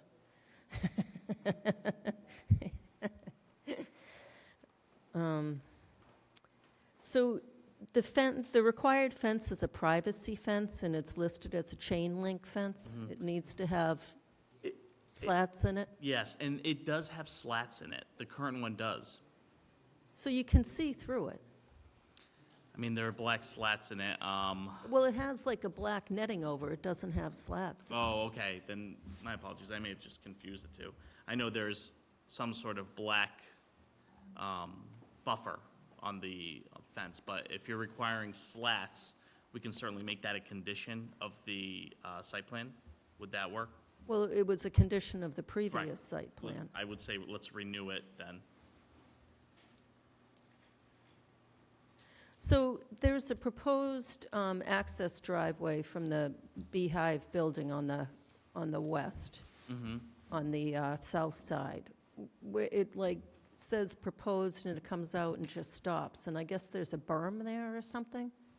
I don't understand what that, There was a berm there. That access drive has always, and I'm not sure, it's probably an access drive, but there's always been a drive there that kind of went away. This building, let me point it out, there was a door right over here that, until recently, has just been, I mean, it walks out to grass. And previously there was a drive there. And I'm not sure if this is a drive. I think this is just a walkway, Chair Luttrell. so it says proposed access drive, not proposed access walk. I mean, it only leads down to a door, and I don't think I don't imagine we're going to make it, well, maybe we are. I only know that this was always there. I'm not sure why it says proposed, but this has been there, and it's led to a door that is right over here on the basement level. So the previous site plan that was approved a couple years ago, that didn't appear It on didn't it. exist, okay. And it showed up on this rendition. That, And so there's like a concrete wall there, and on the plans it shows a berm, so that drive comes down yeah. and hits a berm. So it's unclear to me the purpose. Well, like I said, there's a door there that predates our 2022 site plan, it predates our purchase. So it was our understanding, and we've been working with the Conservation Commission, so this hasn't just gone unchecked, to prepare I believe it to be a walkway. It's not, is that a person door? it's a person door, it's a hung door, so it's not like a garage door. So then it should be a walk and not a drive. Okay, then So I think you can probably walk there, but I think driving over the concrete wall would be more difficult. I agree, 100%.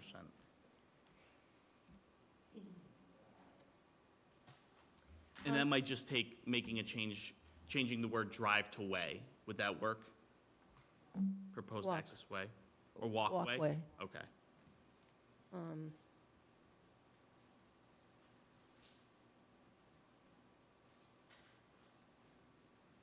And there's no snow storage shown in the contractor yard portion? There used to be, but there's not anymore. I see, and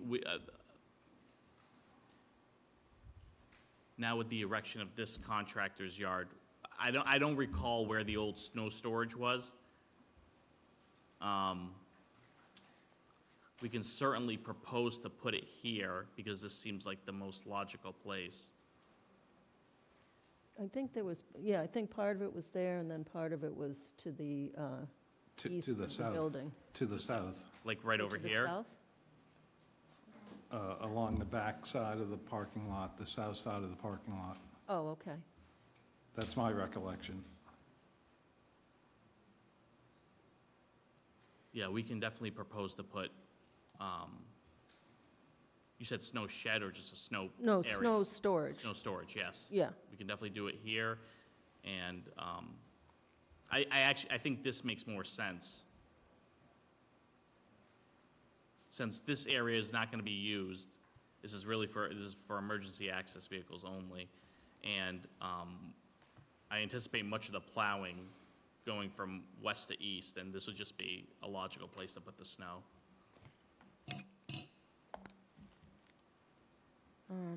And you're going to add the little arrow to the watch for backing Yes. up vehicles? Yep. Let's see where. So where are you going to put the snow removal? I mean, the snow storage? There's a little area to the northeast of the contractor's yard building, and I'll point it out again for you, Karina. This area right here. Yeah, so originally it was along the eastern portion of the parking lot and along the northern portion that went. Oh, sorry, so this is where it was? So up further, like it would be to the east of the building, East of the building? yeah, and then up. Oh, so basically where we're proposing? Yeah. Okay, all right, perfect.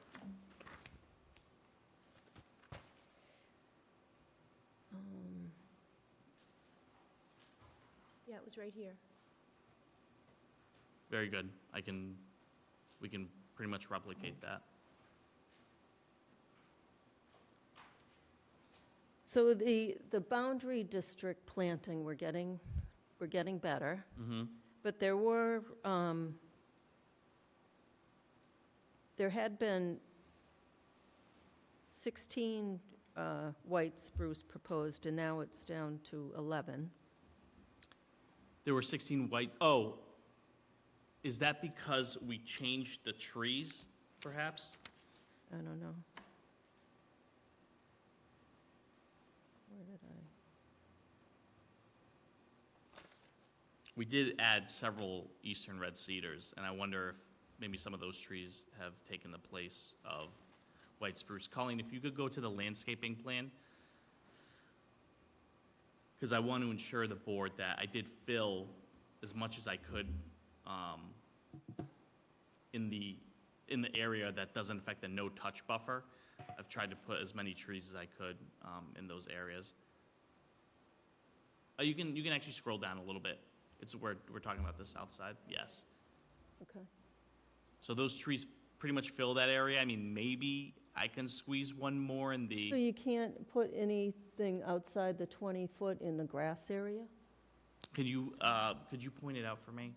Because I think there's a no buffer there. So I think the no buffer comes up here. So here? No, those are going to be if you recall. These are the pavers right here. The pavers, no. Oh, so you want to put trees here? Well, the one, I don't need another row, but. Yeah. Curl them up like this.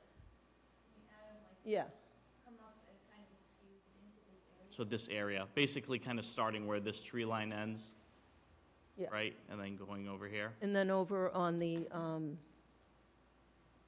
the west side. along the border on the western side, there's nothing there.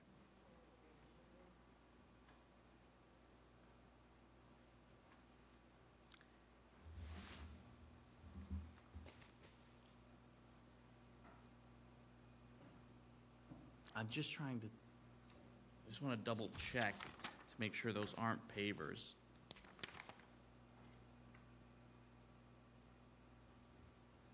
Yeah, that's the existing grass berm.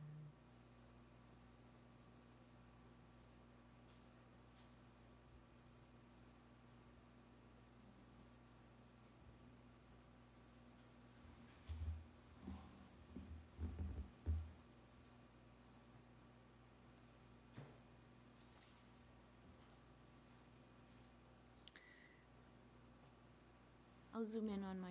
Yeah, I'm here and trying look to what it is. determine it myself. It does say the berm is to be removed. It says pavement behind building to be removed and replaced with grassed fire lane.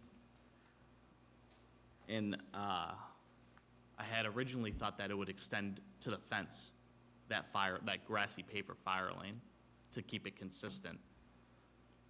Behind the storage building? Yes, so I anticipated the grassy fire lane to be, Well, that's not what the plans show. where do you, if you could point it out to me, I'm sorry, Gerald, but I'd like to, because I'm looking at the site layout plan, and it doesn't clearly say that there's to be the existing grass is to remain. It says the berm is to be removed.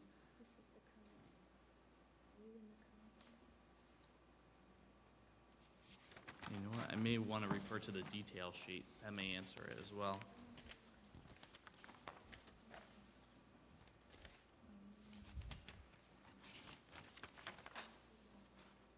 I apologize, you're correct. On the detail sheet, it clearly shows that it's just 20 feet wide.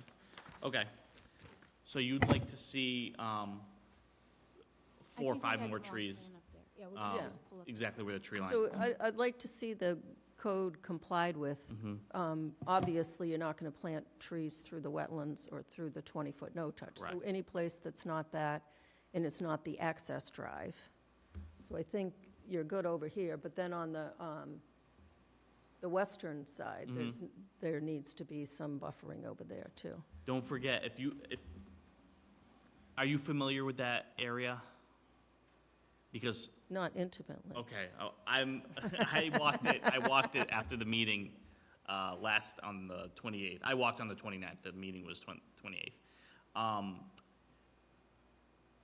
Our property, there's a large stone retaining wall, right, where the parking goes up to the large stone retaining wall. Well, so that's on the western property line. I'm talking along the residential, industrial zoning boundary, but on the western portion of it. Oh, I see. Yeah, Not going north to south, east to west. correct. I see. So the north to south were good because there were existing trees, and then the bayberry is going to be planted there. I'm good with that. Yeah. Well, there's existing pavement there, and I am proposing 3 more trees in replacing the 2 that are no longer there. I think with the pavement, we could probably add 1 more. Well, so you need to buffer between that building and the residential. So I know you sent the pictures of the existing trees, and they Yep. were very pretty, and I liked that they were all labeled. But we all understand that they're all proposed to, that whole area is proposed to be denuded with the Right. 250. So they're not buffer trees. I will say we are in agreements with all the abutters to the 250-40B to buffer, to provide as much landscape buffer as we can Well, good. on their property and ours. So, Well, okay, that's great, and that's the 40B, that has nothing to Yep. do with us. But on the site plan, you need to comply with our zoning code, which requires the 20-foot landscape buffer along the zoning line.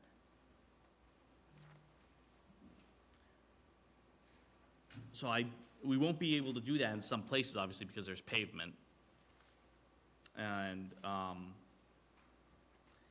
did ask for a waiver from that section. Yeah. And I think it would make sense in this case particularly because there is a large wooded area there right now that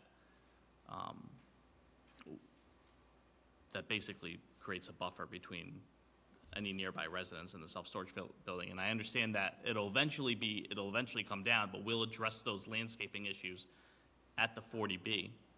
Right, but the site plan requires buffering between residential zones. Correct, and I'm asking for a waiver from it. I know. So how would you suggest moving, and you're referring to the southwest side of this property, correct? Yes. If we could go over to it, Colleen? I'm open to suggestions.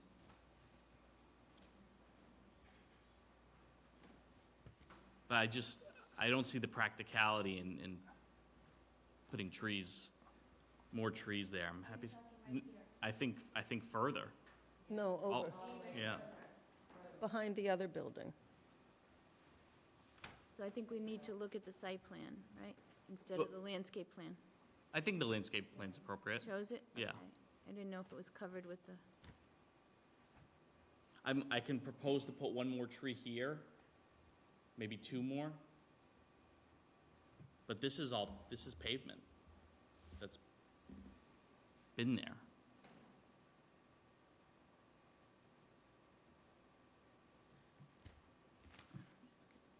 If there was ever a scenario where, I'll have to take a walk over there.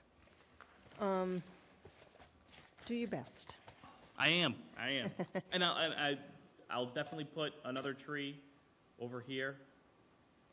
And then I have a couple picky things. Page 4, plan number D4 on your general notes, number 2, it says no vernal pools are on or adjacent to the site. I'm pretty sure that the Concom had identified vernal pools adjacent to the site, Just recently, yes. so that's Adjacent. incorrect. Yes, in the 40B site, Right, yeah, which is adjacent. correct. And so I will remove that note. And then note number 11, you say no waivers are being requested? And I don't think that's true. No. On the landscape plan, L9, note number 19, the substitutions require approval from the town planner. I don't think you want approval from the planning board because that requires a meeting. So you have planning board there. I think you'd rather have town planner because Okay. you can. I only just- put this here because I think at a hearing much, Town planner, not planning board. okay. Town planner, you can just call. So you just want me to replace planning board with town planner? Yes. Got it. In your best interest. I appreciate that. And that's all I have. Any comments? So John Palmer, 131 Parkerville, I am a direct abutter, and I'm actually due south of the proposed building, and my side yard and my backyard look due north onto the building, so I'm concerned, I'm for the building, the contractor's yard building, primarily because I'm for that use over the current use. The current use is not very desirable, in my opinion. But I want to see, to the earlier conversation, more landscape buffering to the south of the building. I'm not sure why you can't bring the landscape buffering all the way over to the edge of the building and maybe even beyond. I know that the 40B would have an access road, heading in to the left of the building, but why not bring the landscape buffer all the way over? Because I do have clear line of sight down onto the parking lot today, especially with the removal of a lot of trees around the detention basin. So I'm just looking for more landscape buffering in keeping with, town zoning.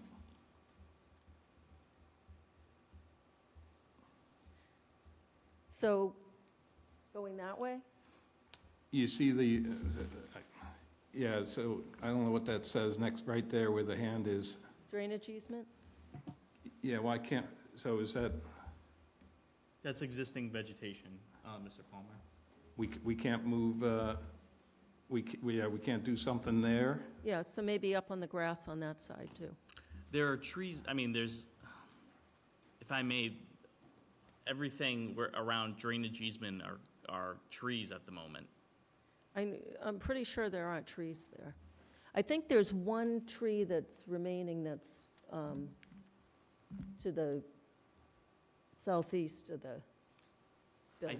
If we could refer, I don't know if the board has it in front of them, but the waiver request has a bunch of pictures and, where I took the pictures from, and I think it'll highlight the forest that's there.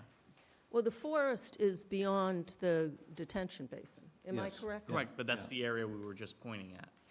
And the forest No, was... we were talking was- about to the north of the detention basin, adding trees. there are trees to the north of the detention, proposed trees to the north of the detention basin. Well, continue along, so to the north of the drainage easement.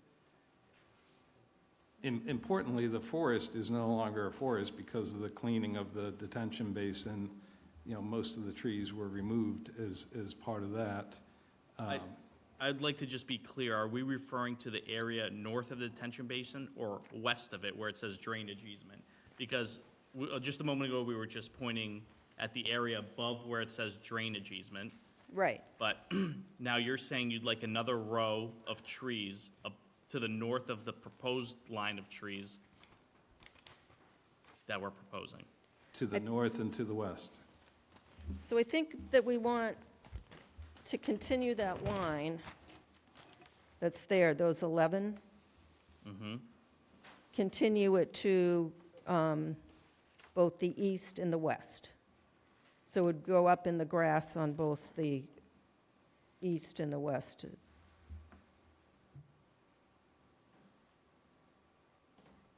Right where the hand is, all the way over to the proposed tree line. Yes. Okay. Here to here, Yeah. and then here to here. Mm-hmm. So flank each side. So in your picture 6, you can see there's a white, like, home back there. I think it's just, Mind if I approach, Marty? yeah.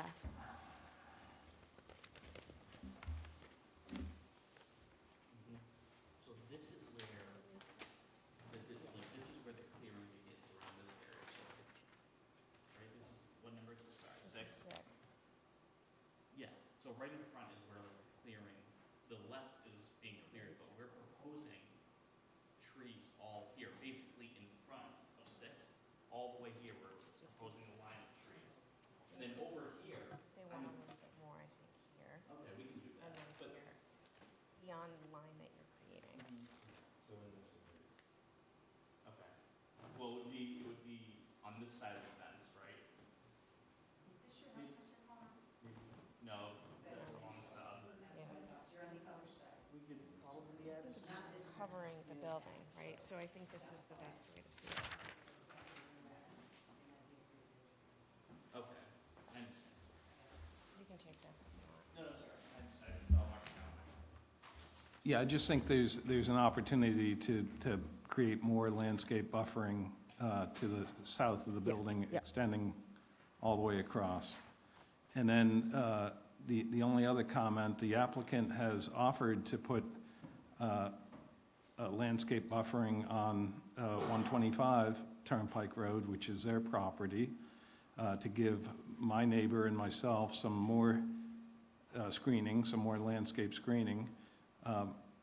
I know it's not part of this site plan, but I'm wondering if that can be somehow denoted as part of this site plan, that the applicant has made an agreement to put some landscape buffering on that property. May I follow up on that? And I hate to do this at this juncture, but, you know, we're not planning on providing these additional trees. I'd have to ask the property owner if he still wants to do that, given that we're creating more of a buffer with the trees on our site, Mr. Palmer. I know we definitely want to work with our neighbors, but I think we are providing several trees in a very intense buffer at this point. As is required by the code. And we're correct, and it seems we're meeting it though at this point. So this is mostly more a comment towards Mr. Palmer. I would have to talk to Dave, frankly, and see if he wants to do this with this much landscaping. We weren't anticipating adding this many trees, frankly. We just wanted to create a line of buffer where we originally proposed, and then some additional trees on 125, which we're not obligated to do, but we were happy to do it in the spirit of cooperation.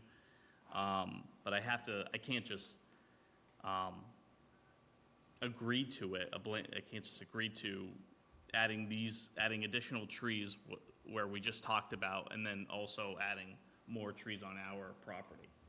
And I don't mean to be difficult, but I hope the board and Mr. Palmer see where we're coming from. Just a lot of trees being added. Well, It's more a factor of the clear cutting that was done on 125 and the clear cutting that was done around the detention pond created clear lines of sight down onto the parking lot for my neighbor, Fred Harvey, and myself, clear lines of sight. So we're asking for more landscape buffering in lieu of, the clear cutting that was done. I absolutely understand, and I want to make clear that we did not want to clear cut that detention basin. We were mandated to do so by the Conservation Commission. But, I'll take this back. That's not entirely the way I understand it. I understand it that there was going to be some cleaning of the detention basin, not all the trees around the detention basin. So there was a fair amount of trees removed in order to, get in there. Are and we clean still the talking about detention. 250 Turnpike? We're talking about 250 Turnpike. Well, Okay. so we're off site, the detention basin. Well, the detention Piece basin of it, is yeah. right on the There's property a no, line. yeah. But, so, those trees were removed. I'm not going to say who said what to do, where, when, but they're gone. And whether they put buffering on their property off-site, we can't mandate that for I know this you site. can't mandate it, yes. I realize that. But hopefully, so the fence is not compliant now. It's a chain link fence. It's supposed to be a privacy fence with slats in it so you can't see through it. So hopefully with that, and then with the additional buffer, that you won't be able to. So you are going to try to mandate additional landscape Yes, buffering to the west and to the east? yes. Okay. Thank you. In the site now, that gate is open all the time, and one of the conditions of the site plan, that it would be gate access, card access. Mm-hmm. That's not happening because it's open all the time. I think at the last hearing, I followed up with our maintenance guys, and I put in a ticket request to look into it, and I haven't heard back yet, but that gate is going to be removed anyways. I'm not sure if it's an issue worth discussing. But you at have this point. stuff parked there, so you're exercising the site plan, but you're not in compliance with the conditions of the site plan. Mhm. I understand, and we're operating under a temporary certificate of occupancy until this site plan gets approved and completed. Okay. There is a gate there, right? There's a gate Yeah. there. Mhm. But It's just open all the utilized, time. right? And I just wanted to mention, because it had been mentioned that this has been going on for a long time, and I wanted to just make clear that they were 8 hearings in a row that were continued. So it's not. Gerald, we if I, and I don't mean to interrupt, but if you recall, did. I understand, but I wanted to address this last time. There weren't 8 hearings in a row that were continued. We applied for a lid application in January, and we didn't get peer review feedback until April 1st. I mean, you had said that you had not gotten new information for 8 hearings in a row, and that just wasn't true. So But- I just wanted to point So that out. do we really want to get into the lid right now? No. You were asked when you applied for the site plan that you needed a lid. Well, that's not exactly true, but Okay, anyways. let's I not. don't want to, but I just wanted to address that. It's not like we've been sitting on our hands doing nothing. We were waiting for peer Yeah. review to be complete, and it took about 3.5 months, or 3 months. All right. So do we want to continue? Motion is to continue the public hearings for 250 Turnpike Road, Contractor's Yard Building, major site plan approval, special permit for lower impact development to June the 2nd at 7:05 PM. I think I need to, I'm sorry, I think I need to execute a extension We request. have one until, Oh, I'm sorry. I apologize. Is it true? Second with comments.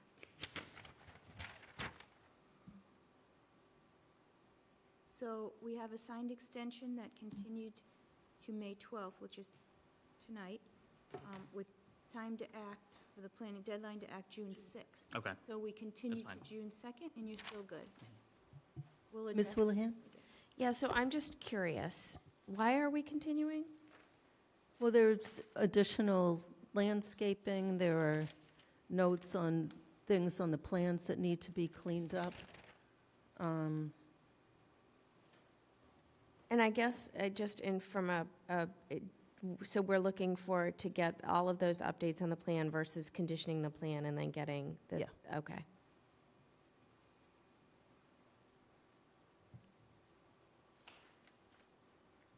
So I have a motion and a second. Any more discussion?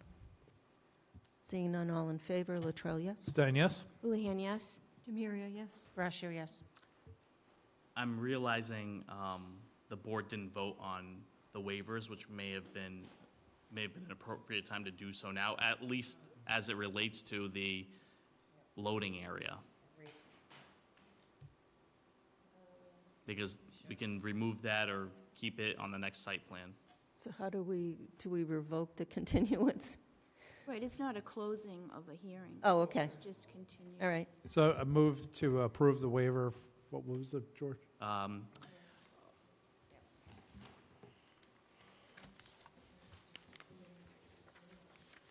not?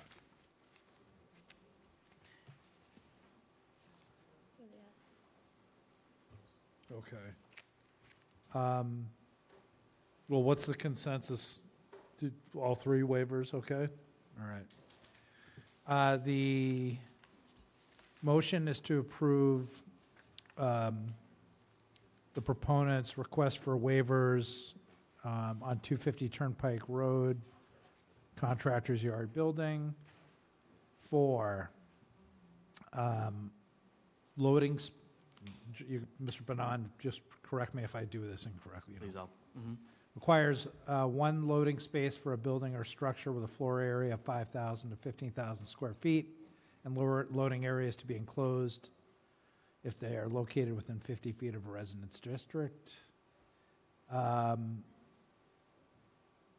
were the other two? One at a time. Okay. Got it. Thank you. So, motion's been, sorry, just amending the motion. This is pertaining to Southborough zoning bylaw, section 174-12D and 174-12C. Second? For discussion,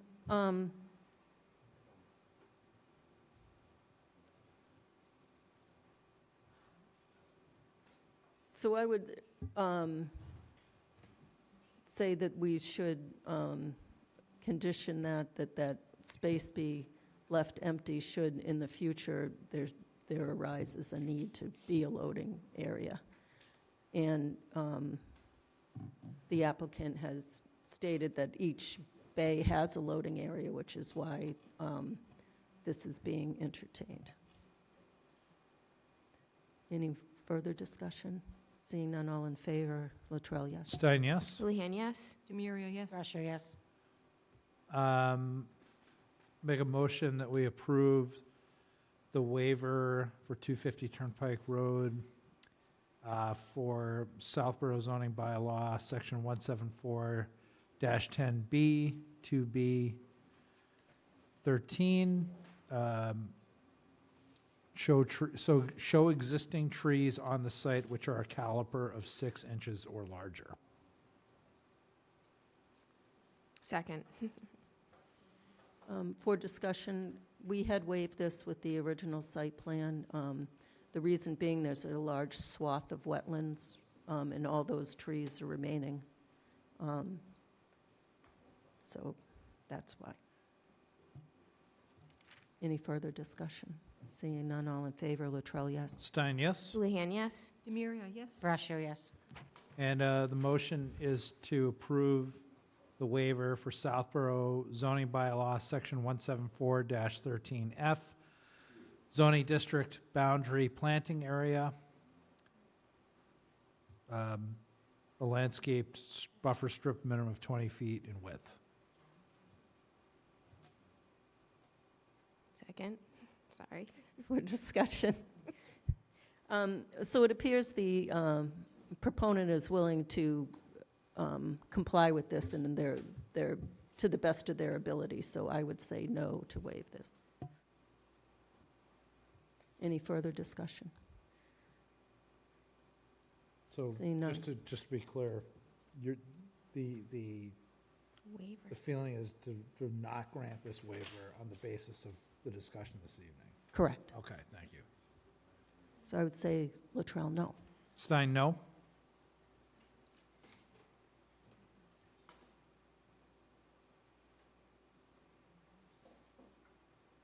No. Houlihan, thank you. Demiria, no. Brashio, no, based on the discussions that took place tonight. So it's the buffer between the residential and industrial districts, which is what we were discussing tonight, We can't comply with that, though. to the best of your ability. Oh, to the best, okay, you're prefacing it with that. That's fine. Thank you. Thank you. Thank May I ask a process question before we move on?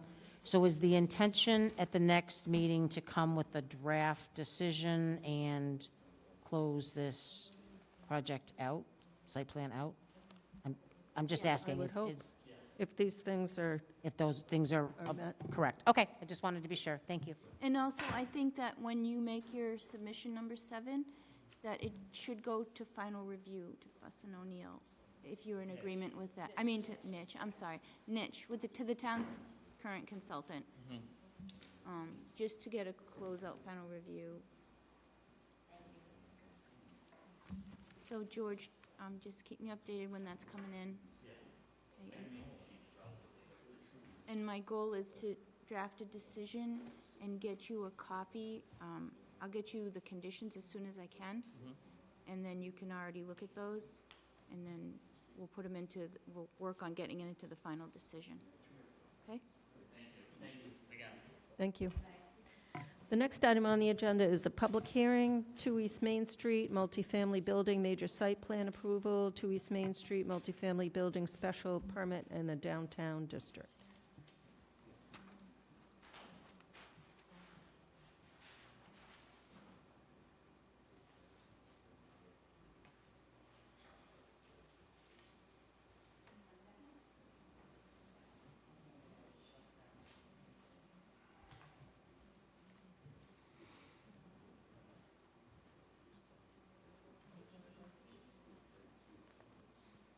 Welcome, Mr. Bemis. Good evening. Did you have a nice vacation? I did. There's stuff to come back. Well-deserved? Well-deserved. I don't take enough, so.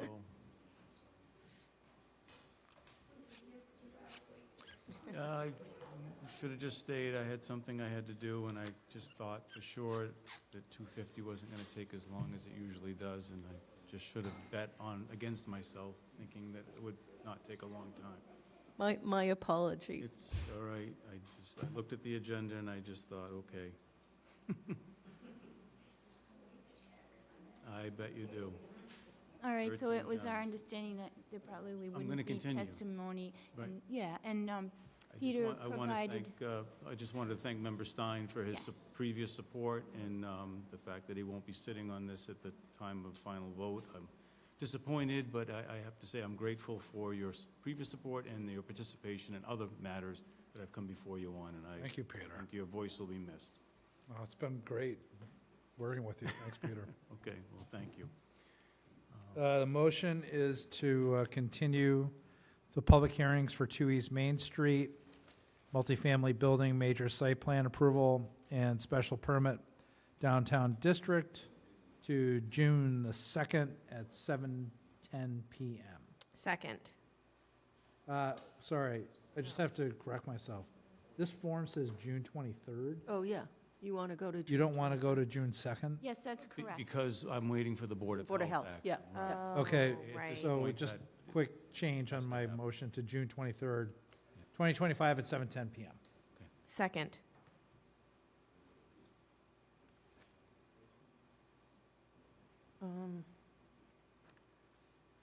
I have a motion and second. Any further discussion? Seeing none, all in favor, Latrell, yes? Stein, yes? Houlihan, yes. Demiria, yes? Brascio, yes.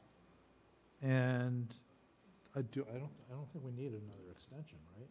Not at this, let me tell you, hold on, I got my. It says June 27th, okay. Oh, okay, so we're good. Can I steal your pen? Yeah, yeah, yeah. Good luck on the site. Thank you. I'll say, I can't wait for something to be built there. I know. I really I know tried. you you walk know. down there I all the really time, tried. so I know, I know. The next item on the agenda is a public hearing, 200 Turnpike Road, contractor facility modification to major site plan approval, and 200 Turnpike Road modification to special permit lower impact development.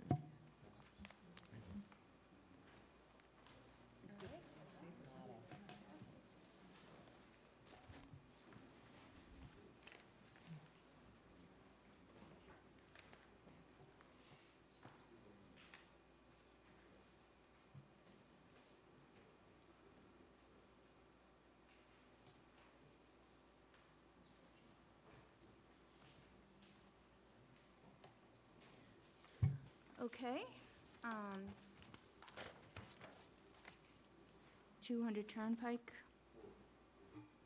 This is the contractor's facility modifications. We received submission number 3 on May 5th.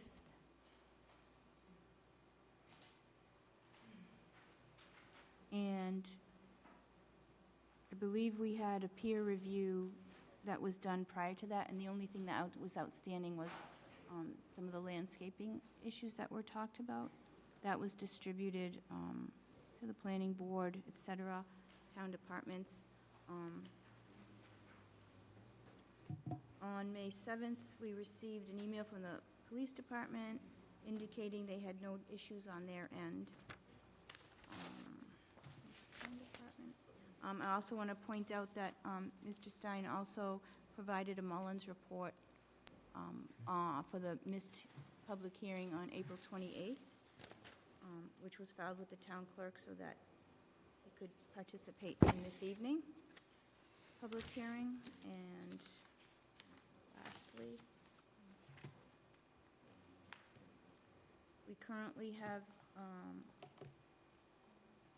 an extension request form that continued the action deadline to May 20th. So you're still Right. Good with You've this asked me for meeting. another one, but I'd like to try to Yeah, withhold that if I could. So We were done with this this evening, proceeding. we'll need an extension request completed if it's continued, okay? And then,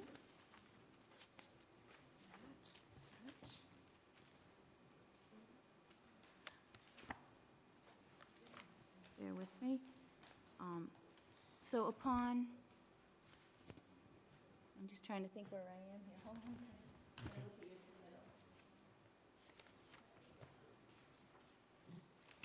Sorry, my apologies, there's a lot going on. So, in the submission for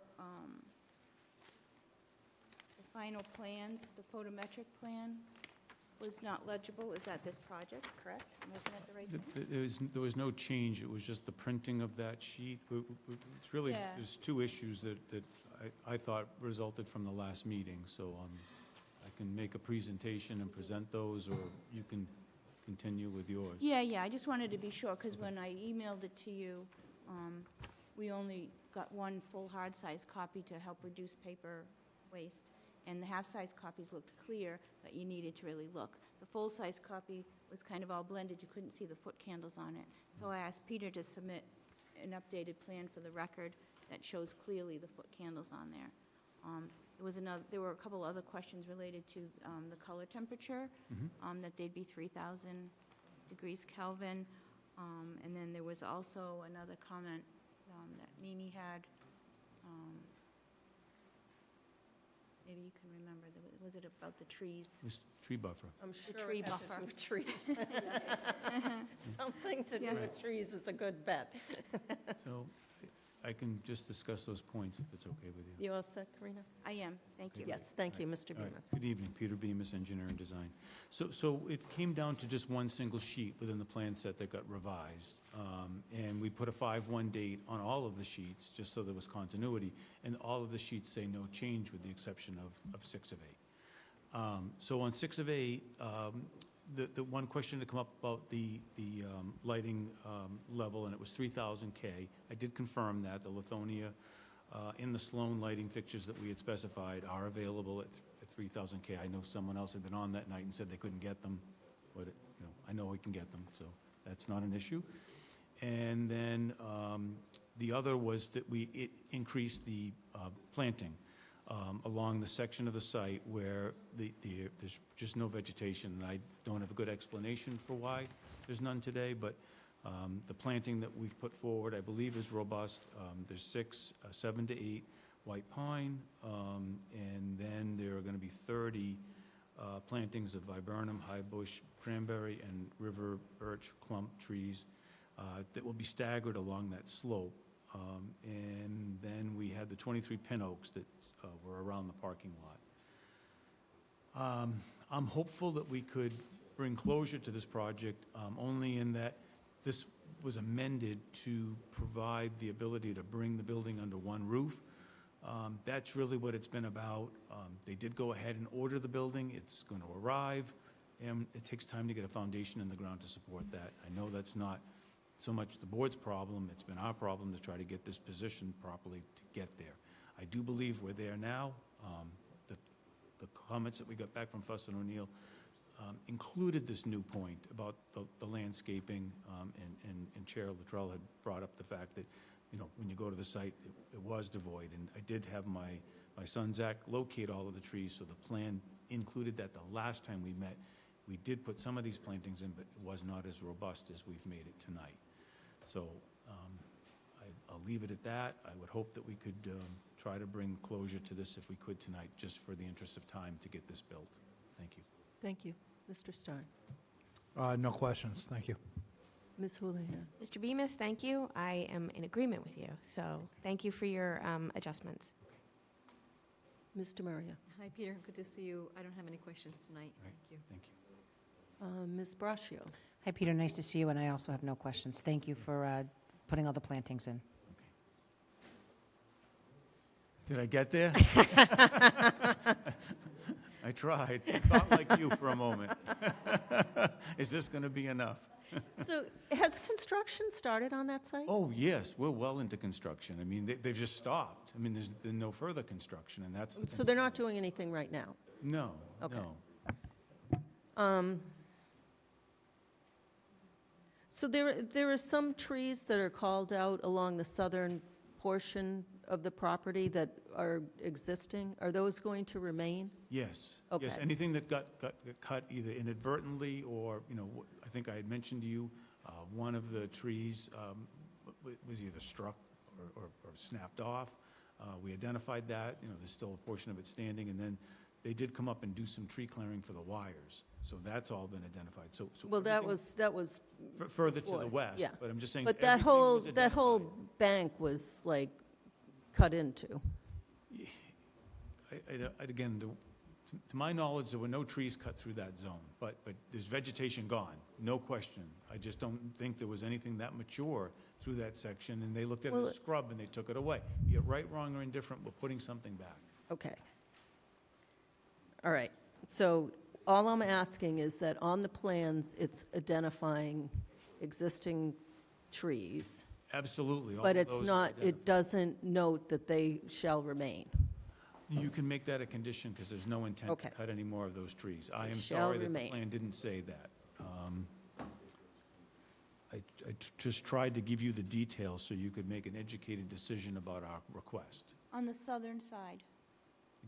Yeah.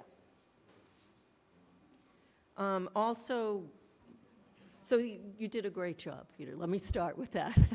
There are just a couple of inconsistencies, and I'm a Okay. little OCD. I don't know if you've ever No, noticed. if, I get there too, so believe me, we're probably not too far apart on OCD. So it still shows that existing tree line up to the parking lot, and that does not exist. But that, I'm only doing that from what was the record of where we were to start this. I wasn't trying to cheat, I guess really wasn't trying to cheat the system. That's what we had there. You're right, it does go back up to the lot line. I mean, it's essentially. Yeah. I don't disagree with you. That's why we're doing the plantings. Just to clarify, what, I think Peter's using the existing conditions plan of the original project, right? Yeah, well, that's what goes through the parking Prior area. to the was existing. modification. I'm just saying that's Okay. where we started. not an It's kind updated- of the history. Yeah. I think it would be arbitrary for me just to change it now. It's been that way for consistency right through the whole project. And this brings probably more, I guess, credibility to the process that you folks have you're going to be conditioning it, and we're going to have specific language about those Okay. existing trees along the southern boundary. All right. Okay. On page 5, the plant substitution note should say with approval of town planner. And the note should also be on page 6. Okay. In the detail, it says And that planning can board? be a... Is that what? No, town planner, it doesn't, it just says... Oh, it doesn't say. It says plant species substitution due to availability may be made, but not quantities listed. Okay. If that could just be a condition, I'm Yeah. sorry. All right, thank you. Condition to add it to the plan, or just a condition in the, So I would Written. say to, We avoid amending the plan. That's all I'm just trying. no, I would say to add it to the plan, and we'll sign the Okay. plan out Can completed. we just put the revision on that one sheet? Is that acceptable? I tried it for continuity's sake. That's what I'm trying to avoid. well, does the note say two different things on two different pages? I don't think it says anything different on the other page. It's not on 6, for sure. No, it's not on 6 at all. But, It's so on 5. so this has come up before. I'm sure it has. And I try to make sure the note's standardized. So he could substitute that page with the approved plans. You could come in with that sheet and put it into the plan. Would Okay, we'll that be keep the date. We'll acceptable? just keep the date at 5/1, and I'll Yeah, make yeah. that change. Okay, Yeah. fine, then And I'm fine with change that that. sheet and I give will that to change that me. sheet, Karina. And I yes. need 2 of those. Okay, that's Um, fine. Signing. In the high bush cranberry, it just has viburnum there as the Latin name. I think it got cut off, but it's viburnum opulus. Right, because, didn't it make it? I told you I'm Because I OCD. put the Latin in there, but we didn't have it on, I'm sorry. I'll add that, What same page, Mimi? yeah. Is that the same page as the note? That's Page going to be on 6. 6. Because the Latin is there, which tells you what it is, but it wasn't in the common name. So now I need page 5 and 6. Yeah, And then, it's better than 1 through 8. Unless she finds another one. no, we're still on 6. Okay, good. So all the shrubs you have clump? The river birch is the only one that's No, they're all clump. Yeah. And the 'cause- code requires a minimum 36 inches in height. I don't know what a clump is. Okay, we can put clump / 36 inches, because I think Okay. you're going to find that the bushes that come in are going to be bigger than that, but that's fine with me. Okay.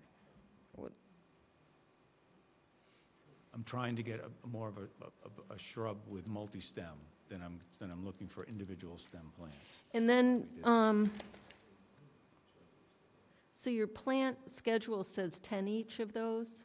Yeah, But 30. the plans themselves say 7?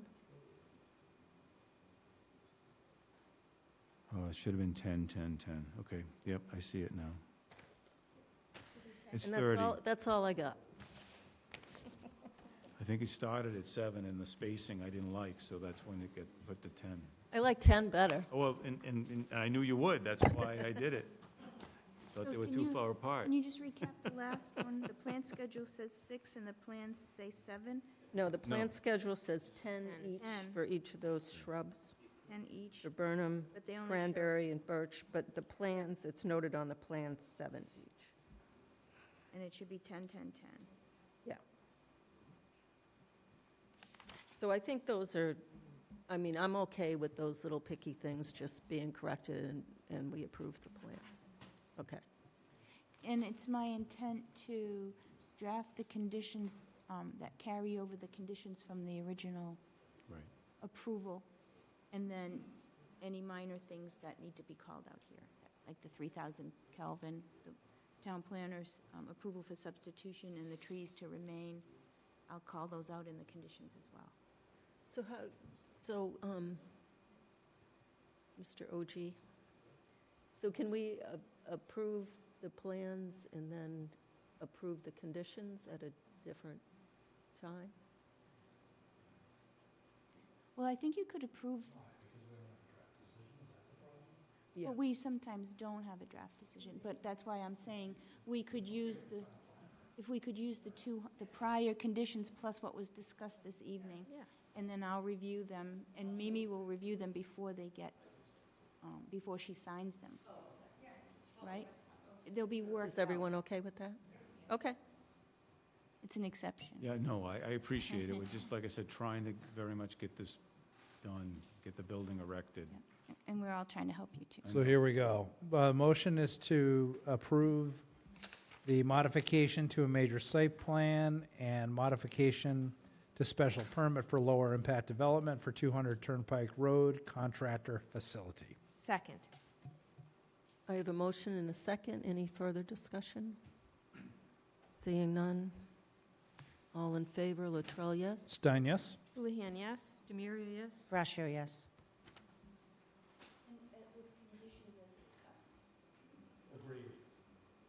Okay. As amended. Okay, we good on that one? Thank you. Yay. Two things. Oh, I'd like to make a motion to close the public hearings for 2 East Main Street. No. no. Sorry, One. scratch that.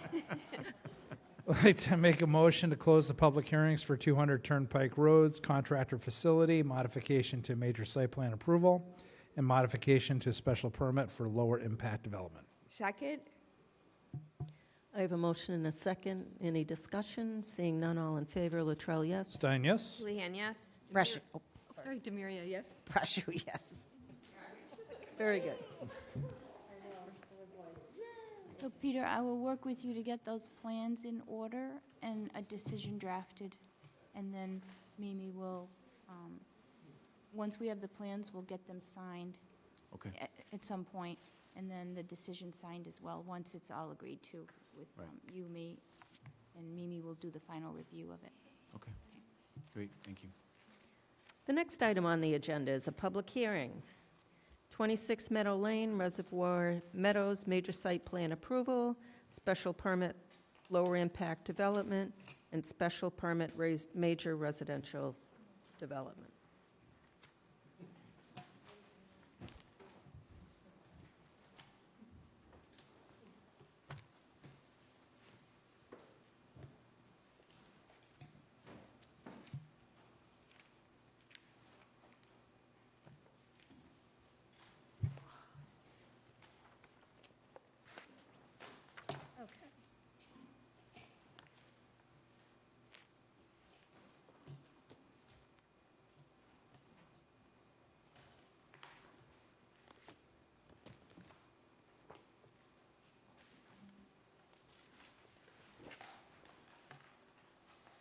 All right, just to start off, I want to just point out regarding the public hearing that Jesse missed on April 28th.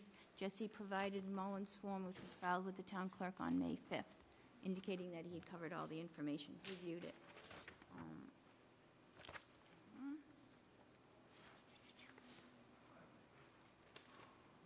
So we received submission number 4 on April 28th. This was provided to Fuss and O'Neill for peer review on the 30th. We received comments back on May 5th. That was provided to the planning board and distributed to town departments. Based on that submission, we got a comment from the police department, that said all looks good on the police department's side. An email dated May 7th. What else do we have here? Should we point that out? Then also, during the course of the week, we received some supplemental information. So on May 7th, we received a response to the Fuss and O'Neill review comments from Peter, addressing the final comments. Those have not gone back to Fuss and O'Neill at this point, based on if there were any additional information that might change the plans, so they get a full packet to review, so it's not piecemeal. We also received a signed operation and maintenance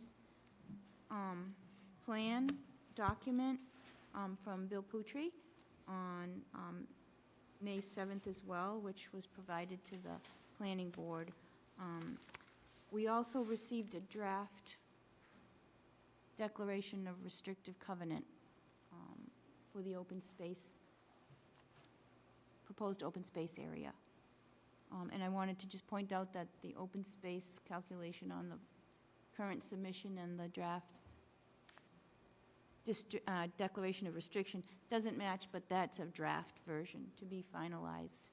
But at least there's something that the planning board can already see is in the works. All right, and I think that's all I have for now. Good evening, Mr. Good evening. Bemis. Peter Bemis, Engineering Design Consultants, here on behalf of 39 Falmouth LLC and William and Christine Poutre, owners of the project. The plans haven't been revised. So basically, you've had this. My son Zachary had addressed a letter to the board April 21 and provided the full plan set. That is what Fuss and O'Neill reviewed. When we got the comments back from that review, there were 2 items that were still on the list, and they brought up some new issues, so the goalposts kind of moved again. But if we focus on what those items are, I don't think we have a lot of separation, and maybe we can get this done. So I'd like to try. Item number 6, major site plan and lid, pertain to pedestrian walkways in the description that Fuss and O'Neill had in their comments. We took that to mean sidewalks, something public or community access. It turns out what they were focused on was the private walkway at each home. We address that by looking at what the stormwater impacts are going to be, but not necessarily the materials. This could be pavers, it could be bluestone, they could do a concrete sidewalk. I don't think it really matters. We're trying to suggest what would be in their front yard to get from their driveway to their front stairway. And we want to make sure that we've got a stormwater mitigation plan that's responsible to that. I mean, I've seen instances where that isn't even shown on a plan. So I guess I would say that I believe we've put a lot of detail into this. That's not one that we necessarily need, other than to note there's a impervious area, which is what is more important than what those materials are. So I'd ask for that. If the board did not accept that, and then I was going to say, then grant me a waiver for it, and if you don't do that, then I'll give you a detail for it, and we'll just own it. And then if we have to amend it, we'll amend it. So that's kind of it in a nutshell, is that I'd like to be able to say that we could address that through condition or approval with the waiver if needed. The other was the water balance, the hydrologic balance. We've discussed that before. As you know, this site was a runway. There's over an acre of asphalt that was put in at this site with no site plan review whatsoever. Be it right, wrong, or indifferent, it happened. And we've got a project now that is not only going to remove all that asphalt from a watershed, but it's also going to then take all of the stormwater that gets generated in the project and treat it in some manner, be it roof water or be it stormwater from the driveways. So our hydrologic budget is going to be extremely improved. And I don't believe an assessment would be needed because there's really no regional impact here. We're at the edge. All of the water in this site goes to the reservoir system, and the reservoir system is going to benefit from the fact that that asphalt's been removed now. So those are the 2 things that are carryovers from where we've been with this. The goalpost moving items, there's two additional comments. One pertained to the catch basins and drain manholes in the street, in Meadow Lane. We show all of the details, all the rims and inverts are shown. We take great pains to show all of the details when it comes into the new created area. And the stuff that's in the street, it was really tight. There wasn't a lot of space there. And I think Zach was trying to make a plan that was very legible and readable, not necessarily covering all the bases. So the distance on the pipe isn't shown. They're concrete pipes. That's one thing you have to understand is when you use a concrete pipe, you're going to cut it. When it's HDPE pipe, you're going to order it, you're going to get it to the site. You're likely to cut it, but you're going to be managing it in a different manner. When it comes to the concrete pipe, you're going to buy sections and you're going to deal with it because it's in the town right of way, so we have to use concrete pipe. So it doesn't really matter what I say, what the distance is. They're going to make it. And they're going to make it based upon the rim and invert of where the connections are. So I don't believe that data is needed. It's really just an unnecessary requirement. Again, if you feel like it has to be there, then make it a condition. I wouldn't ask you for a waiver on that one. It just doesn't make sense to me. We can add that to the plan. I'm not concerned about doing it. It's just why it's not there. It's really not necessary. All the materials are there. They're noted. It says that when you're in the private development, you can use the HDPE pipe. When you're in the street, you have to use the concrete pipe. The last point was the stormwater management system. So what was being, when we first started this project, we tried to just analyze what our impact area was. We were not looking at the entire site. Fuss and O'Neill asked us to look at the whole site. Then you go full circle and you look at the whole site, and then they came back and said that we were somehow using the wetland systems that were there to mitigate and address our stormwater system. Again, if we had just removed all the asphalt from the runway, we wouldn't have had to do anything else. That didn't seem to be a responsible way of doing this project. The asphalt should never have been there to begin with. So what we looked at the site, we made a conscious decision as the designers to say to Mr. Poutre, you're going to have to address your stormwater just like you would any other project and meet the stormwater management guidelines, which we have to the maximum extent practicable. And then some, frankly, because we've substantially mitigated our peak flows and we treat all of our stormwater. So again, that's my last point. These are the issues that are in front of us, whether we could make a decision tonight or not. And I think you can. But I do believe everything is there. It's conditionable, and I look forward to your support. A lot of effort went into this. I think it's a good project. I thank you for allowing us to get here with this by putting the duplexes in the back and the singles in the front. I just think it was a good compromise for the neighborhood, and everybody gets a little bit of something out of this project as a result of that. So thank you. Thank you. Mr. Stein. So 311 of the lid, 312 of the lid. The waivers, are you still seeking those waivers? I believe so. I'd have to go back. Now we've kind of come full circle. I should go back. and Yearly look at those again. hydrologic. Oh, No yes. problem, I Yeah, got the you. hydrologics, yes, those will go away. I'm still asking for waivers on those. So, I don't want to be dramatic or anything. This is my last hearing as a planning board member. Okay. And, I mean, the people that live around there have been emphatic from the very beginning that they're concerned about water and drainage. So, can you just, I'm going to struggle with approving these waivers in that context, I'll explain it. out of respect to the abutters of this project. And I had a great deal of respect for them during the process, because I had actually said, please provide, a written question, and we'd be happy to answer it.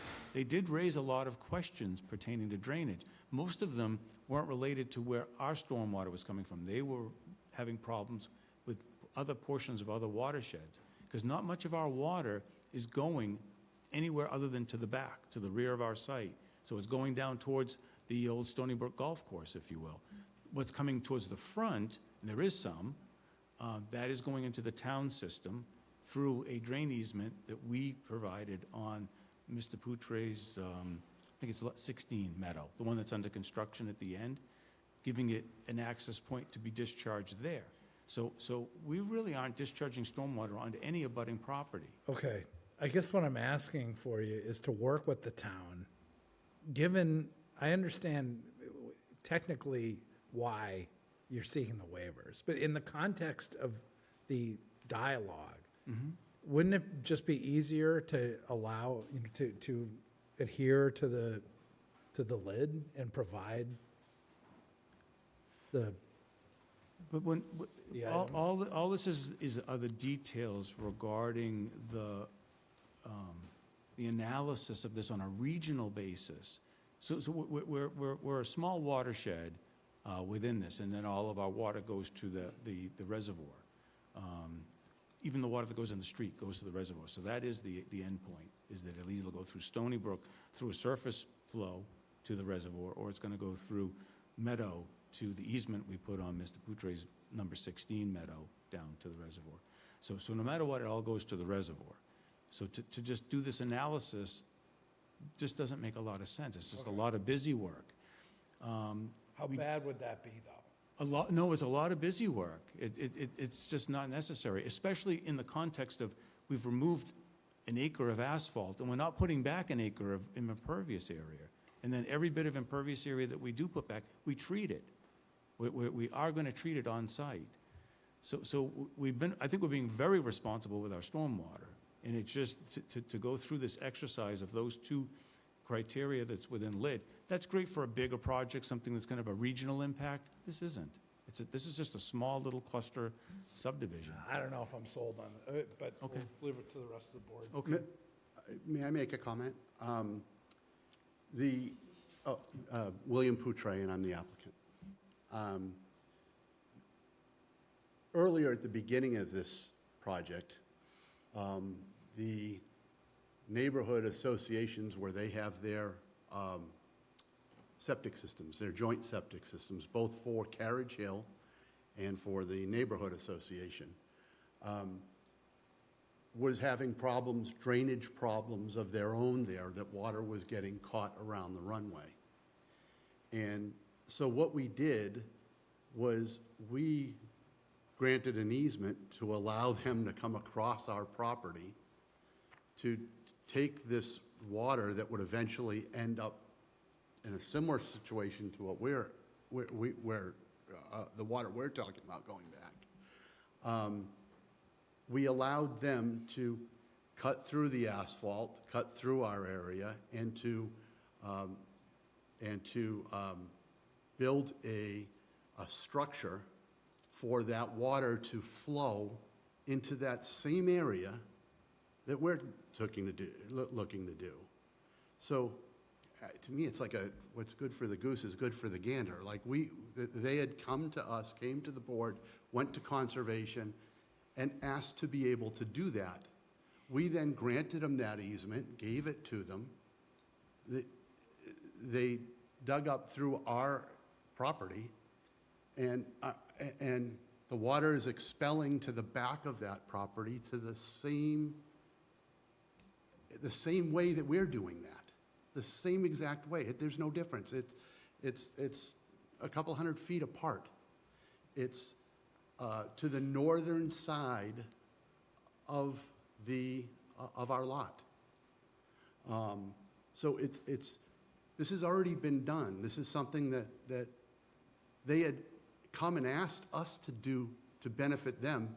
We agreed to do it, gave an easement, allowed them to do it, and now we're looking just to do the same thing.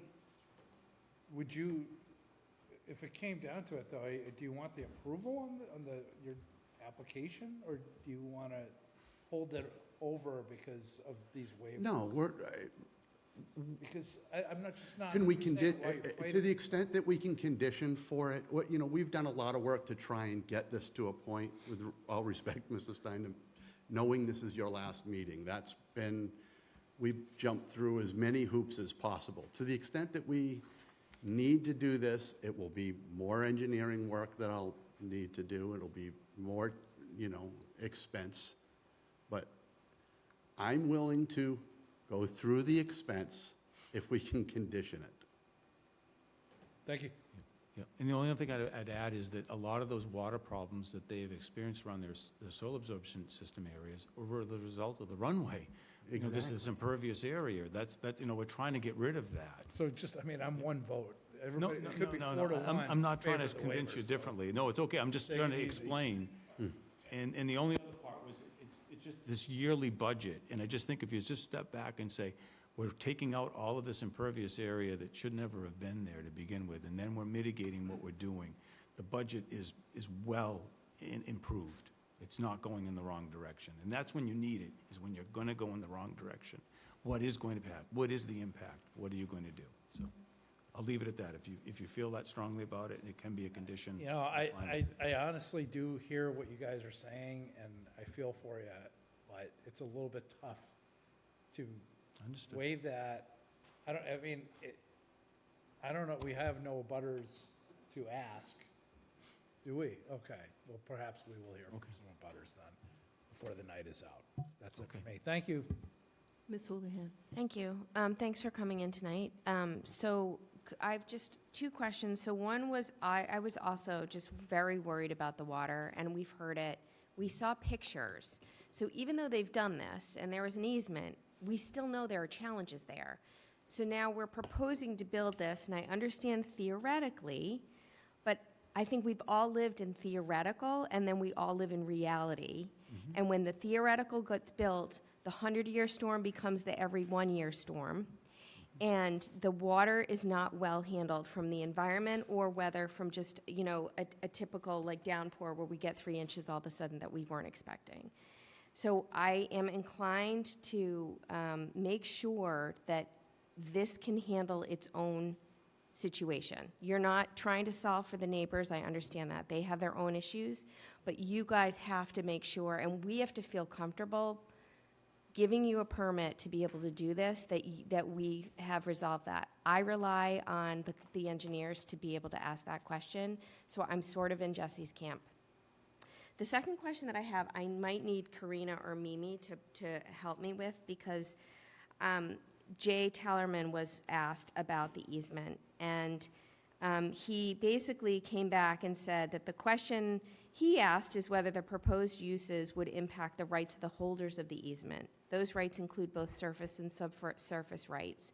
To that end, I suspect that there may be, in fact, a very real question as to whether the proposed use conflicts with the easement rights. I think it would be valuable to hear from the holders of the easement. So I just need you two to kind of give me any clarity on that, because I'm not really 100% sure if we've gotten that clarity.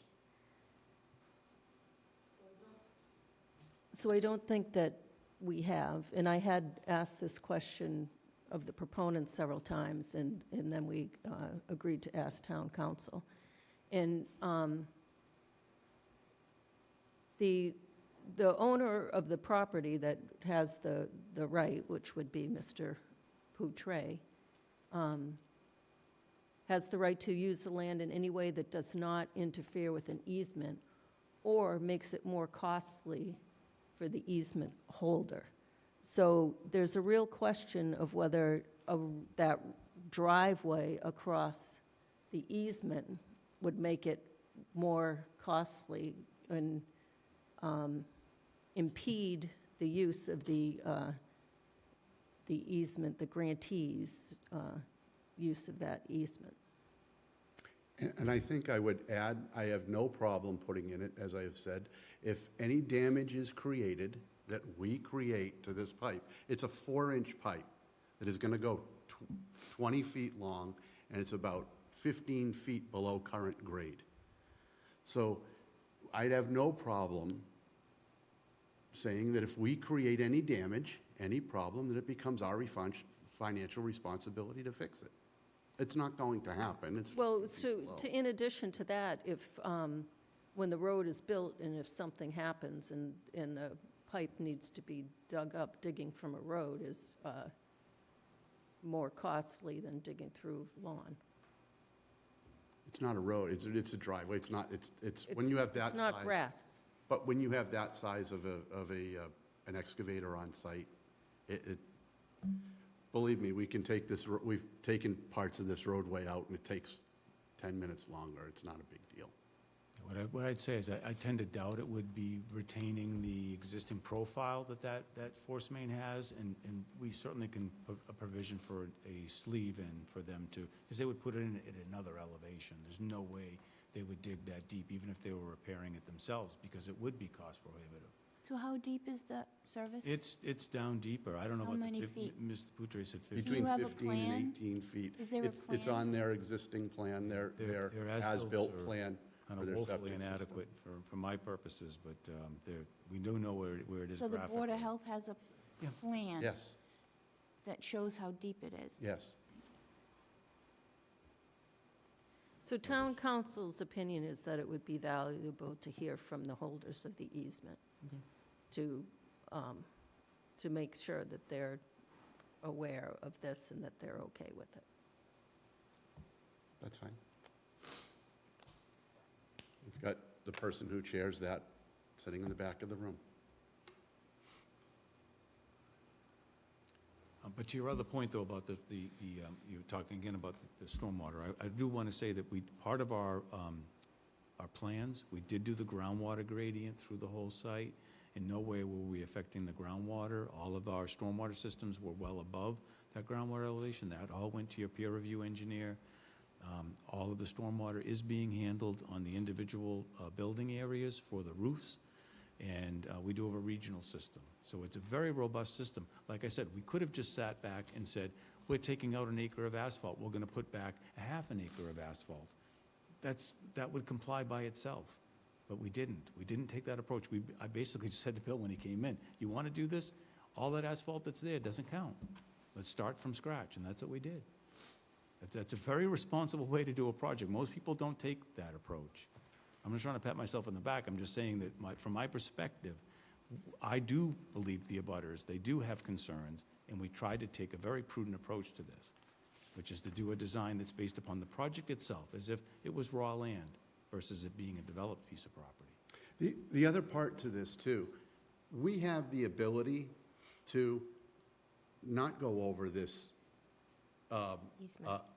easement and build a 100-foot circle, and it would look like an asphalt jungle over there. Oh, right. And we can do it. We have the room. We have the right. We have the ability. We can do it. But when we talked to neighbors, they didn't want a 100-foot cul-de-sac in the middle of this.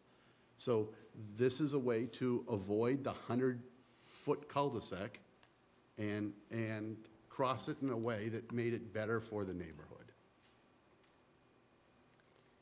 So thank you for the comments. And then my last question is, I've sat on the planning board, this is my 6th year, and I know I just said this, but it's like, we've seen pictures where it's like a lakefront property in some parts of the year, in the property that you're looking to build. So when you do all of these building calculations and you take that into effect, how do you take that into effect? The pictures, they said it was that was trapping water along Yeah, the front. like it was literally ice, right? Again, It looked like a, the runway, and there used to be a but this is like right in storage front shed. on the road. The hangar shed they had. That was all below the road that was there, and that was basically a drainage trap on the surface, and it wasn't readily infiltrating. I'm not going to disagree with you from the surface. But like, because the these are ground's just frozen. recent pictures. I know. Oh, okay. So the ground's frozen, so it has nowhere to go. So there's nowhere to go. outlet, Okay. right. So your design, which I know they've all looked over, We are except not- for the hydrologic piece Right. and component, has all been okayed by Fuss and O'Neill. And I recognize Every that. low spot has some drainage associated with it to either clear that water out. We're not trapping any water anywhere. All of the water would be collected from a roof before it gets, onto a surface area. We collect it and we put it into an underground chamber. The road, same thing. All of that's collected and treated. So they did show pictures. I wouldn't disagree with those. That's what happens when you don't plan and you don't engineer a site. That this has been done this way. When it's built in accordance with the plans, it will respond to the conditions that are needed there. More than necessary, in my opinion, because again, there was this existing acre of Situation, asphalt right. that just was quantifiable. and we're not recognizing it at all. We're not taking advantage of it at all. The other So issue. Before you continue, I just want to make clear to Marnie that these were two comments in the current Fuss and O'Neill review that Peter addressed with a statement, but Fuss and O'Neill has not seen Agreed. his response, Okay, okay? It was just called out that that wasn't addressed. thank you. The other thing to understand is that, you know, where that fill came from, where the fill that's on the site came from, and a lot of this stuff is not permeable. It was brought when they built in the Carriage Hill condominiums. It was brought over, and it's not permeable. So if you can't get through that top layer, then it's almost like it's like creating a slide. It's just, the water's just skidding off of it, right? So we're putting treating it and getting it before it gets to any of that, and so that won't be impacted on this site. Right now, it's just not treated. They took dirt and they dumped it there. So we're trying to handle the issues and the problems that we were given. We've done a lot of work to try and do. Peter's done an awful lot of work to try and get it to that point, and we, that's been our goal. Thank you. Those are all my comments, Mimi. Thank you, Mr. Maria. Hi there. Those are my questions and concerns as well. So I think I don't have any real further questions. I look forward to hearing from the abutters. But I had the same kind of issues around stormwater and easements, and I think you guys have answered my questions. Thanks. Yeah, I'd add just on the stormwater piece, because it's just like a soil absorption system, for example. When we go out to put that in, you'll hear the term remove and replace. You have to take out that unsuitable soil. So there are unsuitable soils there. They basically took the top of the hill, Carriage Hill, and brought it down below and filled in the land. Below that, however, is the sand and gravel. We've done test pits there, so we know what elevation we have to get to that permeable ground that can absorb that water. Then that profile above it has to also be just removed and replaced with a suitable gravel. So that's the delta, that's the differential, and that's what the plans dictate has to be done. It's not going to be inexpensive. It's a very expensive system to do, but that's what has to be done to develop this land. Otherwise, the abutters are absolutely spot on. It's not going to work, but in the case of the way we've designed it, it is going to work, because we have to do it this way. So, thank you. Ms. Braccio. Thank you. Good evening, gentlemen. Peter, I have a question I'm a little confused on. Okay. So we received on May 5th, it was a draft of, the Flexible Development Plan of Land, and it references restricted, common open space, grass meadow, and non-restricted common open space. So the code doesn't call out, so can you just explain to me? Sure. Is it possible to put the plan back, Colleen? It'll be easier if we do it that way. It's the one, Colleen, we just received on May 1st? Well, it's dated May 1st. And I sorry. actually put that in. Peter wasn't even here, so I can. I'm just curious, if you could explain.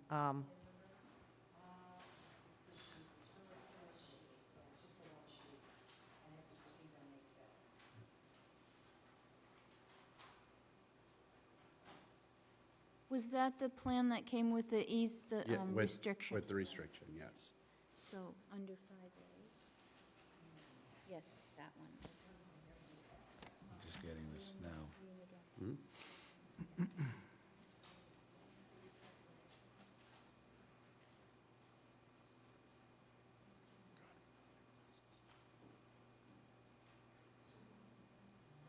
While Colleen is loading that, I just have a quick question for clarity. Have you been discussing comment 27? Or is this still your? No, I did all of them. Okay, so I just want to clarify that in speaking to Fuss and O'Neill about that comment, it was my understanding that the wetland area to the back and the replication area, it appeared that you were using that to mitigate peak flows and also possibly for your Conservation Commission application for mitigating phosphorus and nitrogen requirements, treatment, that is there. So my concern is that, to the extent that I understand that, because I haven't delved into it, should that not be something you respond to with a calculation or point out on the page in the in the stormwater report that that is not the case or is the case, and if it is the case, you have to fix it? You know what I'm saying? Right. No, but So what I'm saying in our, it needs a calculation to prove what you're saying, right? but we're not taking advantage, the total nitrogen and the total phosphorus, is TPTN, that we're not using that for that purpose. So there is no calculation. We're not Okay. using it for that purpose. We But for explained that peak to the flows. Conservation Commission. For peak flows, we're also not relying upon that. We did document what it's going to do, because we want the stormwater to go into this area, because we want to keep it wet. I mean, that's what we're trying to do, is create a new wetland. Today, there's a wetland along the edge of the runway. It's just opportunistic, and it's some sensitive fern, and there's some hydrophilic grasses. It's not much, it's a small patch along the edge of the runway, because, again, poor drainage. We're trying to create an area that's more diversified with some plants that are going to provide a lot more habitat and benefit for the for And I birds understand your point, and I understand what we're not you're taking trying to say. advantage of it, I But it guess is what says I'm here that saying. per the handbook, the stormwater standards must be met prior to discharge to resource areas. Standard 2 requires that the project meet peak flow prior to discharge to a resource area, and it looks to them like you're using that area as I know. a pond. It was done in consultation with the Conservation Commission, however, because we all agreed that the But you were area that... continued at the last Conservation Commission because the Fuss and O'Neill comment hadn't come in. I know. If I send this to Fuss and O'Neill, I'm just asking you, do you think that that would satisfy them I do. on an engineering level? I do, because it's not supposed to go to the engineering level, I guess is what I'm trying to say, was that we were making a conscious decision about making a wetland system at this location because the hydrology was there, and to reinforce it, we wanted to Yeah. take our stormwater and bring it there as well. We could just bypass it and not bring it there. That makes no sense. You want to have a water source going to this wetland system that you've created. I understand your point of view. So- I just so- wanted to put it out there. Yeah. that Eventually, they are going to see this, and It may be that this is a, I you don't know, a wanna bridge too prolong it far by right going now. too I far, don't you know want to what I be like the other project and just kind of keep going and spinning my wheels. I have no problem. My client may not want to continue tonight because Mr. Stein will not be sitting any longer. I want to get it right. So I get it, but I don't have any concern when it comes to the stormwater because we don't need it. We've already documented when we started this. Clear that that was what the We intent. expanded the watershed to include the entire site, so that there was no question that we weren't documenting every square inch of the property, instead of just the areas that we were affecting. When we just did the areas we were affecting, we complied. When we made it bigger, it's easier to comply. We've said that before. You made the watershed bigger, it's going to dilute it more. So we're not trying to take advantage of that. We just wanted to be able to show that this works regardless of how you want to look at it, because we're taking away so much asphalt. That's really why it works. Comment number 27 is also on the Conservation Fuss and O'Neill comments. It's the same exact language, Which they haven't seen yet. which they have seen. The Conservation Commission, The I thought they didn't come in until the day after. No, so they have seen the responses, and we are meeting again on, they've been given the responses, and we are meeting with Conservation on the 22nd. And at that meeting, you'll be discussing this in detail. Is it, was my understanding that at the Conservation Commission last week, or whenever it was, At the last meeting, they It's did on the not have 1st, that. That's right, correct. and they came in the so they haven't had the opportunity to review this with you in the detail. that Right, but you're we have seeking. discussed this wetland and where to put the replication area and how to do it. We have had that conversation several times. And it was Just want you actually to have, everything ready. mutually accepted that we would do this in this manner. Thanks. Could you repeat your question, Ms. Braccio? Sorry. Sorry.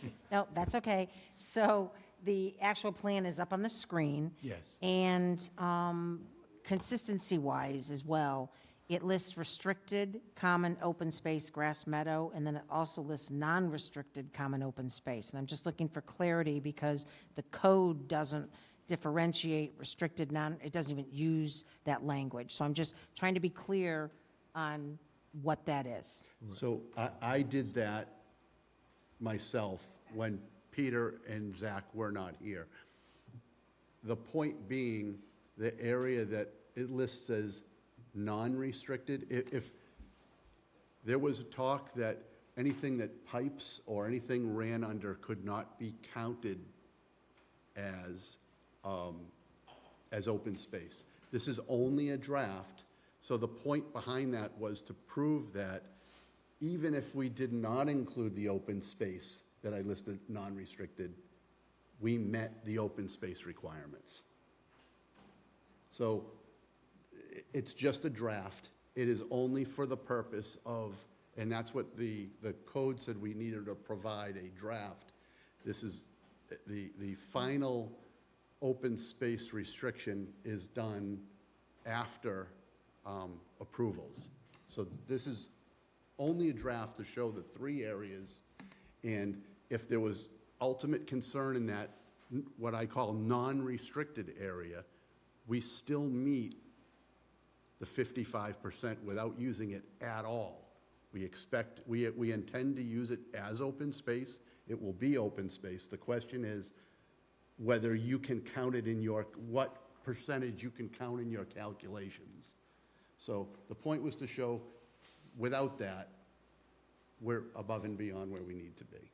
Okay, and a second question on this is, under the restricted common open space, grass meadow, it lists 163,000, excuse me, 500 as upland. But if I go to the prior submission for flexible development exhibit, it lists the common open space as 150,000. So I played with the numbers, I tried to put things in and take things out, but I couldn't come up with the 13,260 square feet difference, and I'm happy to come over, or Colleen, if you wanted to even put up on the screen. It was page 9 of exhibit submission 4. And it just, again, that breaks out the open space. It has the new plan with the horseshoe driveway, but it actually, in the calculations, it calls out the common open space is 150,240. And the one that's on the screen calls it out 163,500. So I'm just trying to figure out what the difference is. And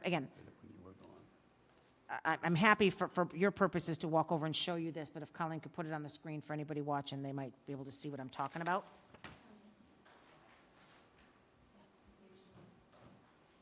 So this is page 9, and page 9 calls out your open space. I was involved in this plan. 150,000.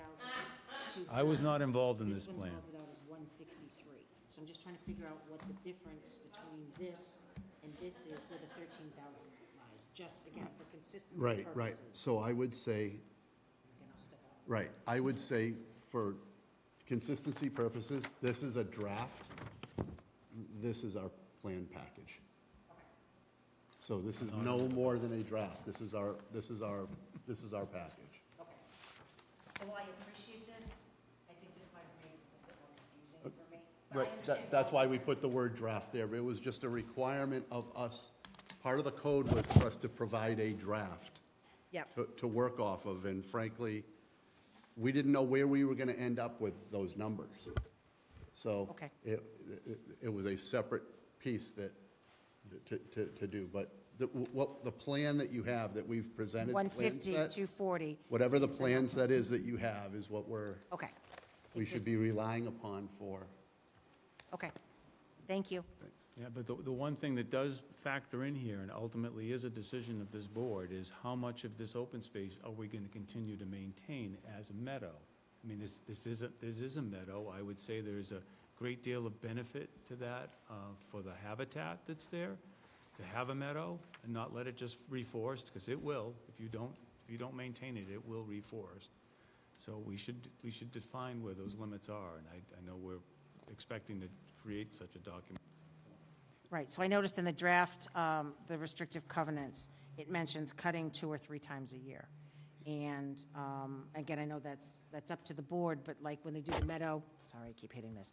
When we do the meadow at St. Mark's, it's cut typically 1 time a year. So again, I'll let the board, they have more experience than me, but 2 to 3 times seems like a lot as a meadow to cut. So one thing, my neighbor at 18 Meadow Lane had requested, and I can get a letter from him also if it was important. He's had his dog in his backyard. He's turned his back for 15 minutes, and there's 3 coyotes waiting, waiting in the grass that's right behind his yard.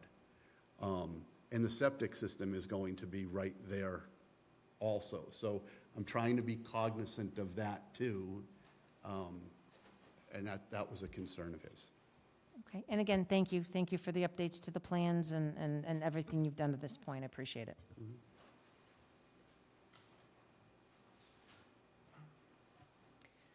So thank you. And I think, from my perspective, those easements cannot be used to calculate the minimum open space requirement. They allow things that are contrary to the definition of open space. The easements, which I'm seeing this for the first time. Is that what you're referring to? This? No, I'm referring to a comment that I've made at several previous Right, meetings. But we already kind of crossed that bridge at that other meeting when we I included haven't the whole. crossed it. Excuse me? I haven't crossed it. No, you did, because you even said to me, don't oversell. I recall the conversation about the soil absorption area, we're counting it once, but we're going to include all of the areas versus taking 39 Falmouth out of the equation. That made no sense to me. We're trying to create. No, so the don't oversell was to allow the 6 units that Yeah, no, lot 6 in the formula, was. right.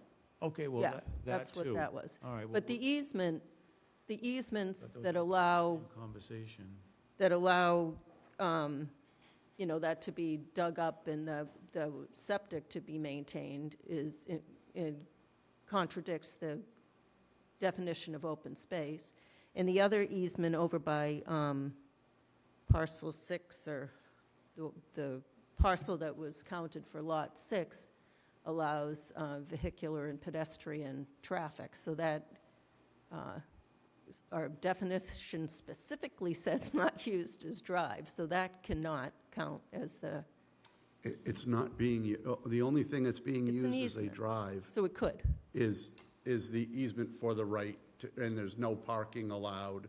There are no cars that are allowed to be, That's not what the easement says. it absolutely does. That it's allowed to be used as a drive. For access to, it is allowed for access to number 30. Number 30 is what it's allowed for, that's where the access, the drive access is for. He was willing to subordinate his right. And he will, and he said that too. Well, then that should happen first. Okay. Because and then with Could your, it be a condition of approval? I mean, just take that full circle. If you don't agree to it, you don't agree to the project, it should be a condition. I think it's something that, if it's not delivered, you don't have a project. But to do it ahead of time, and then you decide not to approve it for some reason or need something else, that doesn't make sense to me. I think it should be a condition. We can deliver it, that gentleman has already indicated his support for the project. If we don't get his support afterwards, then, we don't have a project. We'd have to come back to you again and amend it. Or at least get something in writing ahead of time so you can feel comfortable about giving us the conditional approval. so that might be the. Yeah, all right, just something that would work. But, That's so, with your calculations on this non-restricted, subtracting that from the 153,240, you don't meet your minimum requirement.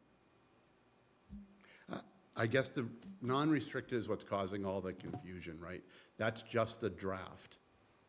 So I guess the plan set determines what we're calculating as the open space. That other document is nothing more than a draft. And I It's a thought we were placeholder. well- And I thought we were well over. We weren't trying to cut it close. I Well, so- wanted it to be substantially over. So I need to see that the open space meets the minimum requirements with, so if you get a letter from this person for the easement that allows the vehicular traffic, that will Okay. satisfy that. Yep. And I know you took a small piece of that out for him to access his property or something. But, and then the entire utility easement needs to come out. Where's that? Can you point to that for me?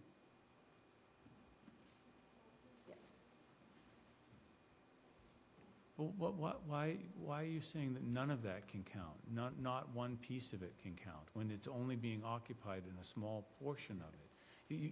The bylaw, it doesn't, I mean, the bylaw does have provisions for that. It doesn't say eliminate all of it. It's not, it's open space, it's not But developed. it allows uses that are contrary to the Not on the definition of surface. open space. But if there's something wrong with that, you could go in there with a backhoe and dig it up. Is that But it's still allowed gonna in be open op- space? But it's still gonna be open space again. And their responsibility would be to bring it back to its original form. That's the responsibility right within the easement. If they have to do any work within the easement, they must return it back to its original condition. That's within the easement. And what we're talking about as far as the open space, that what can be counted, it's not a 30-foot strip, it's the pipe that's underneath it. And the pipe is 4 inches long, 4 inches wide. It's a 4-inch pipe. So the two aspects are, one, it's only a 4-inch pipe. It's not that's what's restricted from being counted in your calculations. And the second is, if any disturbance is made, it needs to be brought back to its original condition. Similar to any time we'd have any open space in this town, if there's disturbance is made, it has to be brought back to its original condition. But I've never been a part of a project that we've approved open space that it is likely that it will get dug up. If something happens that is in contrary to the decision, then yes, you have to put it back. Right. But it's a forced main. It's a plastic pipe 18 feet down that's a forced main. There shouldn't be any issues associated with it. Subsurface sewage disposal systems shall not be allowed within the designated open space except that areas designated for reserve or expansion of an individual or shared system shall be allowed only if, in the opinion of the Board of Health, no other option is available. But it was already there. It's already there. I'm not going to disagree with you, the already there part. I just still feel as though, but by taking out the soil absorption area out of that equation, which is what we did with this, the land in between, you're saying none of that can count, and it just doesn't make sense that it's going to look like open space, it's going to read like open space, but because there's a pipe underground that someday could possibly require some work on it, that you can't count any of it. It just seems like it's very hard to get to project to this level and this detail, and I don't think you're ever going to get another one again, because we brought the last one and it was hard. This one's even harder, and I don't see another way around it. There's just. I think what we were told was, if there are any apparatuses or pipes underneath that area, that cannot be counted. It's not the 30 feet wide. They don't have an exclusive use of the land. They have a utility easement to underneath where they've got a 4-inch forced main pipe. And they have a right to go through there in a timeline, and they have to restore it again. So I'm one board member. No, I know, but you're still bringing up a good point. Well, so I've raised these issues before that haven't. You have raised these issues before. The wetland replication area, the figures don't match. Page 3 says 3250, page 9 says 3420. Those other pages, I know this is the page that I was focused on with all the numbers on it. Are you saying, did you reference this page? I'm sorry, I think it's 9 or 11. The numbers, the sheets changed because we had to add more sheets. Can you just scroll to the right corner, Colleen? Then I'll know better about the one that you're referring back to. Okay, so 9 of 10. You had just said what other sheets, Mimi? Yeah, so 9 says 3420, and 3 says 3250.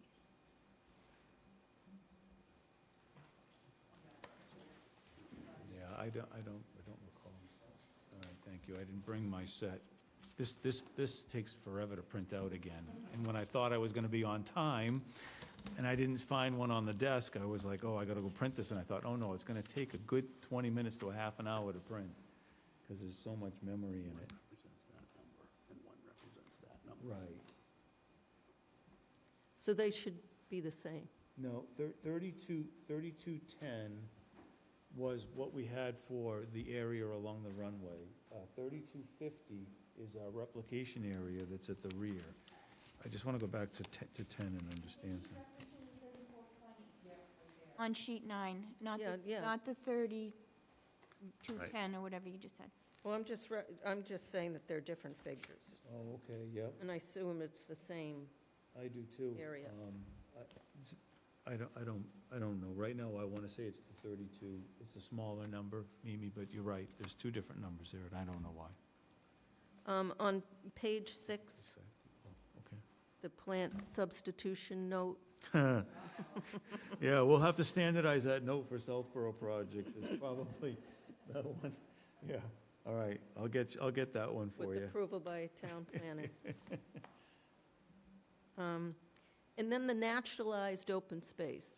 There's no call for naturalized open space, and that, the definition is that it will become natural and that it's not now.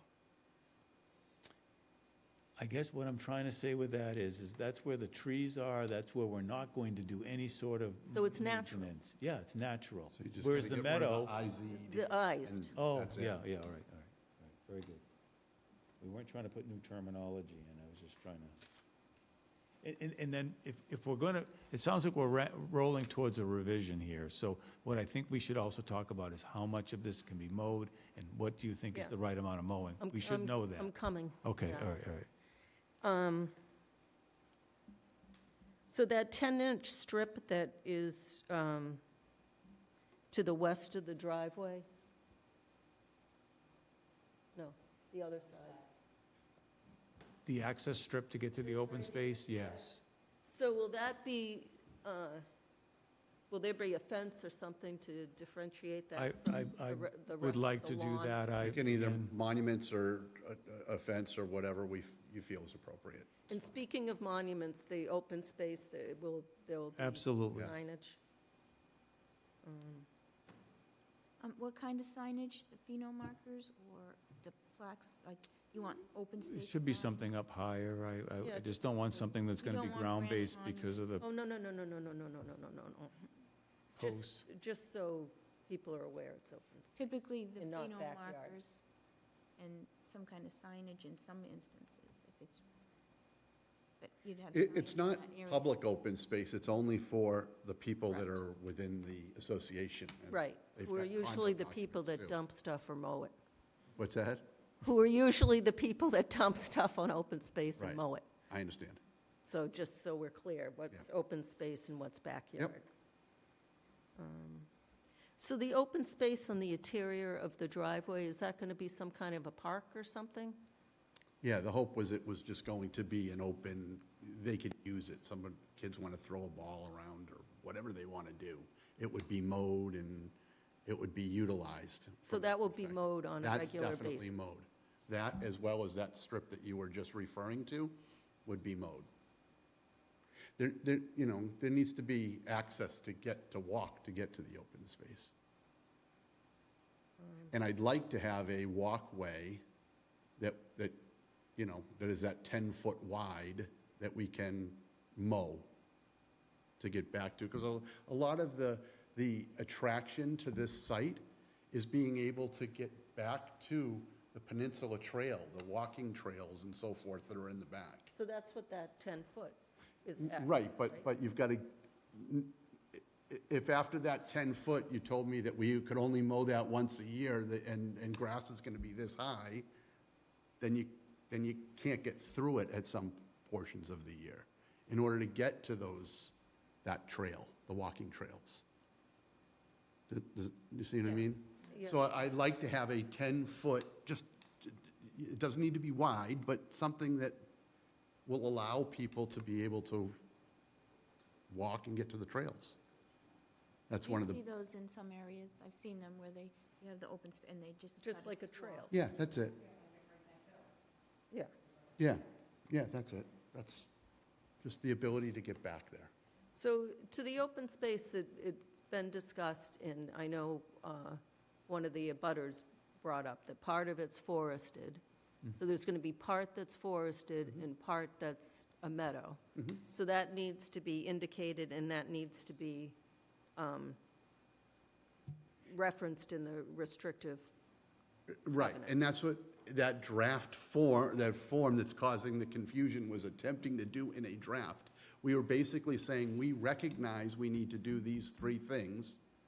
Let's plug in the numbers once we get to the numbers of where we're going to get to. That was the purpose of that draft, was let's not create something, it's not finalized, it's just a draft, and we're going to get to what those numbers are. What we were suggesting is that inside the horseshoe would be mowed regularly and kept clean, and then some form of a way for people to walk and get back. That's that 10-foot wide trail, like you referenced, Ms. Braccio, at Breakneck Hill, so they can get to that trail. Yeah, so somehow those need to be referenced on the plan, so it's absolutely clear. Okay. Like that labeled, parcel B may be shall be mowed frequently, or whatever. Right. But what I was going to say is that we're defining those 10-foot strips. That will be to the point of having some math assigned to it. Once you get past that point and you get into the open, rather than have geometry set to it, say where the center line is, we can just kind of show a line out there and show you a pathway that gets established, and then once it's established on the ground by mutual consent, that's what gets maintained. Because Okay. you'll let the stuff go up around it Yep. on the sides. Right. It'll be less mowed, less frequently. Right, so a meadow is, from the meadows we've done in the past, is once a year after August 1st. Okay. So then it allows, the purpose of the meadow is for ground nesting birds, so it allows them, so you're not mowing the Yep. bird nests, which is bad. So the only request that we might have, in speaking to Mr. McGovern, who is next to me, God bless you, is he is asking that an area behind his house, directly behind his house, gets mowed, a couple times a year. And we would be doing that over the soil absorption system anyway, so Right. what I'll do is I'll break out a zone that tries to address what Mr. McGovern's desire was through that strip. It doesn't have to be the whole thing, but we could just branch off where the soil absorption system is and then do something that comes along his lot line. So does he think that a mowed lawn discourages coyotes? He just said that literally. Because they've been in my backyard and I don't have a meadow. Yeah. He just said literally, they were high, as soon as he turned his back, his words were, he turned his back and there were 3 of them around him. And he said, over the course of years, he has always mowed that. The family that owned it prior to had allowed him to do it. He has a ride-on mower, and they had allowed him to do that So how far back? onto our property there, onto kind of where the soil absorption system is, and over to now what is mine on 16 Meadow. It doesn't have to be manicured. This is something we Yeah. could do once a month. Yeah, he just wanted, Instead he of just once a season. didn't want it to be, Can you just define the area you're talking about? It would be right there. Karina, you could just take it, yep, Yes. Here, just here. right there. I That's wouldn't, it. no, I wouldn't. Not even go that up far. That high. whole thing? no, just To here? Here? Yeah, Just- here? no, just come straight down now, follow, yeah, Here. yeah, Yes. exactly, This exactly. right here? Yes, Just that corner. just Oh, that okay. corner. And the soil absorption system we'd have to do anyways, so. with And some kind of this behind it, that frequency. 10 feet behind We're it. not counting that in the open space to begin with, Okay. so all I'm saying is a small amount there to keep a direct abutter happy. And where is the 10-foot swath? It's this coming Yes. here and then through here? Yes, then I would Where? carry something through that, well, I'd probably create something that followed the contour of the land and then got you out to the walking trail. Where, on this side or Well, no, to the left, to the left? to the left. And probably go around the wetland Go down. to get to the back corner or go, somewhere around the back side of it. We left some space there so you could walk along the back side of that, Karina. It'd be the top of the sheet, Yeah. a small amount of space, yeah, that's where I thought. Yeah, we- and I did speak to, her name is Kelly, I don't remember her last name, but she's the DCR chairperson for this area. And said, you know what, if we had something that went through to that, she said, yeah, she doesn't consider that an issue at all. It's our property, and then they've opened that trail for public use. And it'd be nice to go back out to Valley. So whether it does or doesn't, that's up to you folks. I don't have a problem with it. But Yeah, I was I gonna loop the back and go out to Valley. I don't want to do that. You know, all right, yeah, Because I got Elmer Fudd with his guns out there, and, Okay. No. Elmer Fudd lives on Valley? So one other picky thing. On page 3 on your impervious table, it shows an increase in grass, and that increases the impervious? I'm sorry.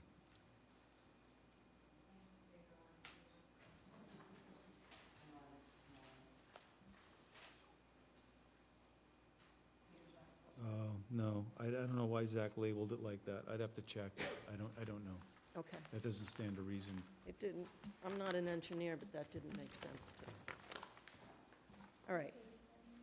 3, Can I ask one more question, Mimi? Or Certainly. make a comment, sorry. Certainly. On the declaration of restrictive covenants, you have the 163,500 on there instead of the, what is it, the 152,40?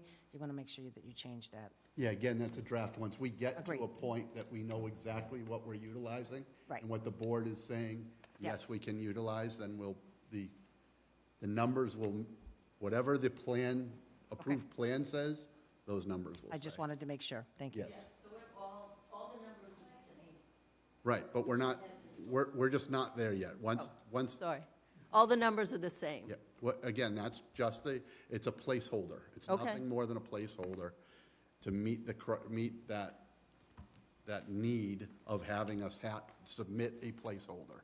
That's it. It's not meant to be accurate. It's a draft, and it will be accurate when the plan set that is approved dictates this is what the amount of open space is, and this is where then at that point, it will be clarified on that plan. Okay. And just the consensus of the board, is the board okay with the easement areas included in the calculation of the open space? Although some of the pieces, the purple pieces have been taken out. Yes. Yeah, okay.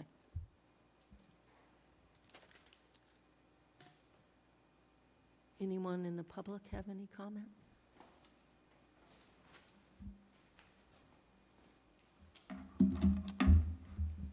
David Williams, 25 Meadow Lane. So I think the board actually has a lot of the concerns that we have addressed. Jesse Mr. Stein, I'm sorry, is very, he's on it for the water. But I did want to clarify something the proponent stated. Just to be clear, that area where the hangar was is directly across from where we live. And the number of times it's flooded to that level over the years is 1. And that was after the construction of the houses. And actually, part of the runway had already been removed. So it's not really accurate to say that that water got there because of the runway and because of the concrete under the hangar. I mean, the runway and the hangar has been there for years and never flooded like that. So, but I think all that really does is emphasize the point that you brought up, that is our larger concern. And, I hear, they've said repeatedly, we're taking out a lot of pavement, and I agree they are. But I think you're right that if they've got a good argument for not doing the hydrologic and hydrogeologic study, then they should be able to convince Fuss and O'Neill of that, right? I mean, that's an engineering analysis to be made, not just an argument saying, I removed the pavement, so therefore I don't have to do anything. I mean, there's got to be more to it than that. So, I mean, that's our perspective, it is the biggest concern, and it's not simple enough to say, well, it's just everywhere else, there's no concern. That whole area, I mean, we've seen water percolate out of the soil. So I think it is worth doing. That's my perspective. In regards to the easement, I would like to actually see the opinion of the town council so that we can, I just want to be clear what it is you'd be looking for from us, so there's no confusion about that. And actually, I mean, what you brought up tonight were some good questions. So if it's paved over, and we can never say nothing will happen there. I mean, there's a reason for the easement. So if we do need to get in there and we dig up the pavement, the question becomes, well, are we responsible for putting the pavement back? I mean, we didn't decide to pave it over. I feel like we shouldn't have to redo the pavement. We should make obviously put things back together, but it doesn't seem right that we would be responsible for the pavement. I thought there was one more thing. Sorry. And actually, I think over the course of the meeting, you've managed to touch on all of it. Yeah. Well, the concern with the open space. I would trust whatever you end up calculating with Fuss and O'Neill, but I think because it has come up repeatedly, and I know we went from one plan to the next, and it sounded like all of a sudden there was no concern with the open space, and I'm like, I don't know how they got there. So I think I just asked for due diligence on that. But I think, yeah, I think that was it. I actually, for clarification, the 10 feet where you're talking about access to the back, is that strictly for the people in the new development, or is it for anybody in the neighborhood? Currently, it's for people in the development, but it's really, our issue is we don't want people parking all around Meadow Lane, coming up a private drive, going through the back. Right. I mean, I've owned that property for 3.5 years now. You've seen me. I've let people walk on it all the time. I don't, this isn't, it's not about that. It's about, we don't want people coming into a private drive, parking all over the place, people thinking they can go hunting, hopping out. No Elmer Fudd. Yeah, no Elmer Fudd. And parking in neighborhoods that whoever the residents are may not feel comfortable with. Yeah. Some people are comfortable with that, some aren't. So we don't, that's the point. People have walked through there. They continue for the last 3 years. Yeah. Everybody walks through there. I've never said a word. I understand. Okay, I'm just asking for a clarification. And with regards to the pavement, I have zero issues saying that if you had to go in it and we pave over it, we'll replace the pavement. I'm not trying to make anything contentious. I'm trying to build a project. I'm not trying to be contentious. I'm just saying that that's a valid question for me. Comfortable with. So. I just forwarded you that email to your Gmail from town council. Okay, thank you. That's all I had. Thank you very much. Don't go away. Oh. Yeah. Thanks for your comments. So just generally, obviously, you've attended a lot of these either in Zoom or in person, and kind of how it's progressing. Obviously, you've heard of our concerns. You've mentioned your own. Are you, generally feeling better about the development? I mean, honestly, I would have been happy with a conventional development where we always assumed there was maybe 3 lots to build on there. So don't love the duplexes in the back. I think most people don't. But, if they have a right to do that, then there's not much we can do. I still say that the primary concern is the water table, so, Thank you. all right. Thank you. I do want to add the one point for the repair concerns that Dave has, and they're valid. We would be putting a sleeve in for their, in the event that they ever had to replace their force main, a sleeve would go in. I'll add it to the plan, just so that there's clarification, because I don't want them to have to excavate out this road. They wouldn't. We would just put it in, and if they ever had to deal with the force main again, that's how they would go through, is they would tie into our sleeve. So for someone who's not an engineer, what's a sleeve? Oh, yeah, so it's a pipe. So if they have a 4-inch force main, we could put an 8-inch or a 10-inch pipe through there, that's just a conduit. So you don't have to excavate that limit. We do that with many utilities for projects, especially when there's the potential to have to do something at a future date. So if, for example, that pipe were to break, their existing, It's an open yeah, content. if their existing pipe should break, there's another pipe there, it's capped off on both sides. You take off the cap, you connect that, you connect on the other end, But you're done. You can go through it with another pipe, so it's a sleeve versus it being the pipe, the actual pipe that they could use again. You could do it that way as well and just put a force main in the ground. This is a way of ensuring that there's a pathway.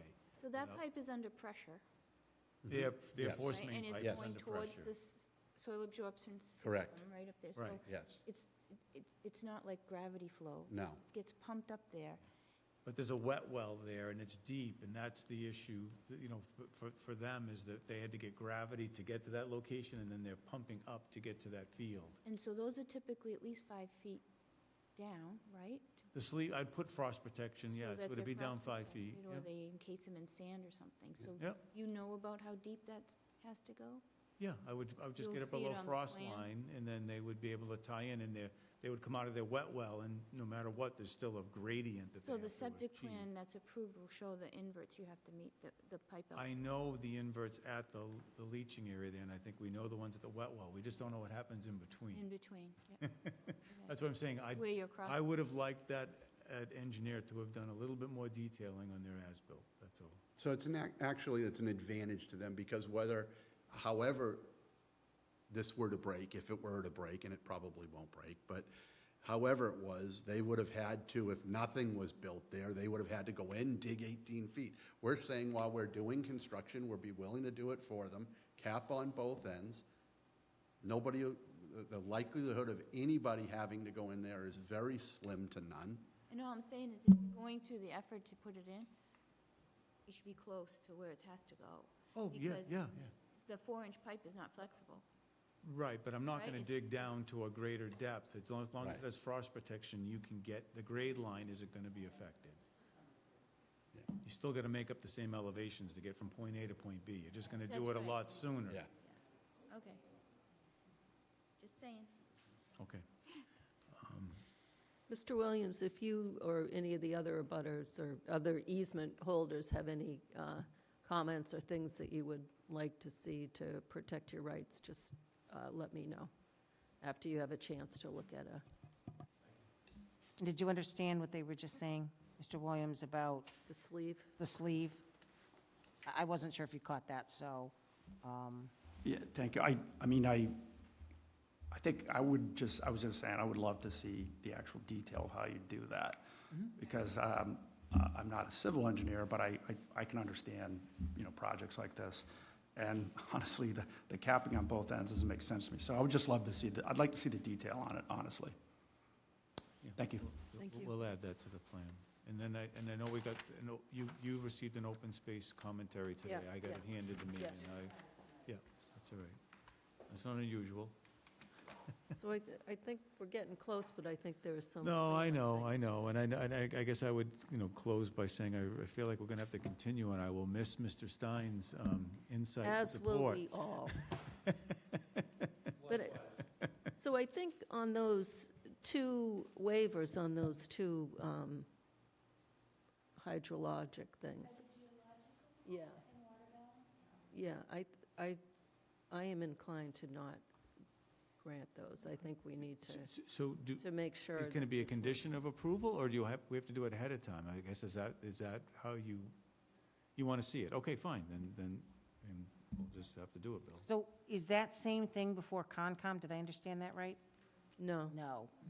They brought Okay. up the similar commentary, but you only have this in lid, it's not the same Got it. Okay. stormwater. So it doesn't have the same gravity, if you will. Okay. Your comment number 27 is their comment.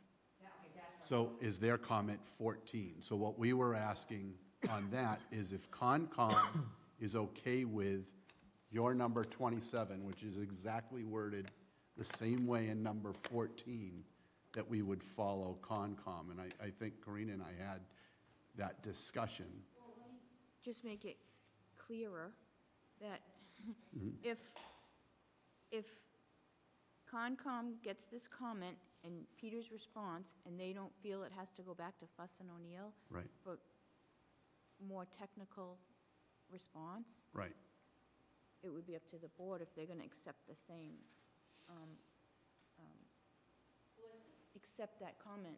I think as we usually do, we send all the comments back to Fuss and O'Neill and get a final closeout. Yeah, that's right. So the normal process is that you'll get a Fuss and O'Neill response to your narrative on this, Peter. Okay, well, So our concern is that this then takes us out 2 more meetings instead of 1 more meeting. Well, as We soon as keep we on get pushing. a copy of the revised plans that you're going to fix, that and this response will go there to Fuss and O'Neill. Do you meet in 2 weeks, or is it 3 weeks? It's 3 weeks. Your cycle's 3 weeks coming up? June 2nd. But there's So a that's- holiday, it's so they want 14 stuff early. plus Tonight is 12 is 26 and 7 is 2. June 2nd. 3 weeks. You got Memorial Day, No, Monday it's night, 3 weeks, you're right. I'm Memorial Day. 2 plus 1 week, yeah. In the end of the day, I think the reality is, I think you've got the general support of the board, but for these big pieces here that are around the water. And so I think if you can satisfy that through the recommendations, through what Karina's talked about, and then the studies that we've talked about in the lid, I think we're in a better place. All right. Okay. So we'll come up with a response, Karina, so you know. I mean, it may just be advantageous just to take it on and do the work and get it So to you, you're so gonna, you'll have it. all right, so you're going to submit a new revised submission of plans with a response letter. Right. And once I get that, I'll forward that to Fuss and O'Neill and ask them to Yeah, expedite. I'm not asking you to forward the current letter that you have. We'll hold that. Yeah, just hold And it you'll for now respond to because all we of can their comments, caucus on this and decide. plus these. So That I sounds have like it signed this. Saves time. yeah. What's the decision deadline? I'm extending that so here. For 26 Meadow, Oh, yeah. To when? yeah. Okay, June 2nd meeting. So the motion is to extend the decision deadline. Thank you, Peter.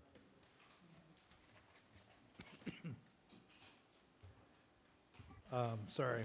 The motion is to extend the decision deadline for the public hearings on 26 Meadow Lane, Reservoir Meadows, major site plan approval, special permit lower impact development, and special permit major residential development / flexible development to June 6th, 2025. Second. I have a motion and a second. Any discussion? Seeing none, all in favor. Latrell, yes? Stein, yes? Luhan, yes? Demiria, yes? Brascio, yes. And, excuse me, the motion is to extend the public hearing on 26 Meadow Lane, Reservoir Meadows, major site plan approval, special permit lower impact development, special permit major residential development / flexible development to June the 2nd, 2025 at 7:20 PM. Second. I have a motion and a second. Any discussion? Seeing none, all in favor. Latrell, yes? Stein, yes? Luhan, yes? Demiria, yes? Brascio, yes. And those extensions cover the MSPA, the lid, and the MRD, correct? It's listed on the extension. Yeah. Form. What's this for? That was, where did this come from? Did Peter just give you this? copy. No, Oh. Peter gave me that one. I signed. Oh, okay. Oh, so that's just an One might extra be the copy. extension, and one might be the, It's all in one. This was 26. Oh, so this is Peter's signed copy. Yeah, this was an unsigned one that went to. And Jesse, thanks for your service to the town for all the years. I think the first time I came was for our first one of these, which was in 2017. Yeah, and in 2000, I think it was 2018 by the time we were done. Yeah, it was 20. But it was 2017 when we started that. So 8 years ago, you had one of these as one of your first elements that you deal with, and now you're going to deal with it at the end, too. Well, you almost closed with another one. And they'll probably be the only two that come in before the board, I have to tell you, because it's a lot of work. All right, thank you very much. Have a good night.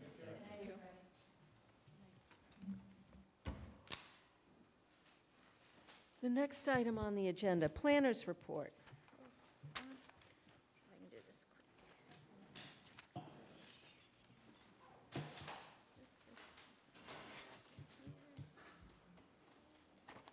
You are so talented.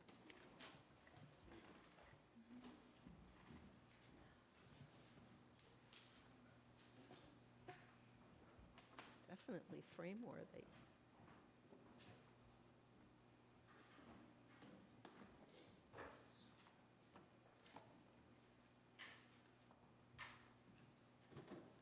Your last continuation, last extension.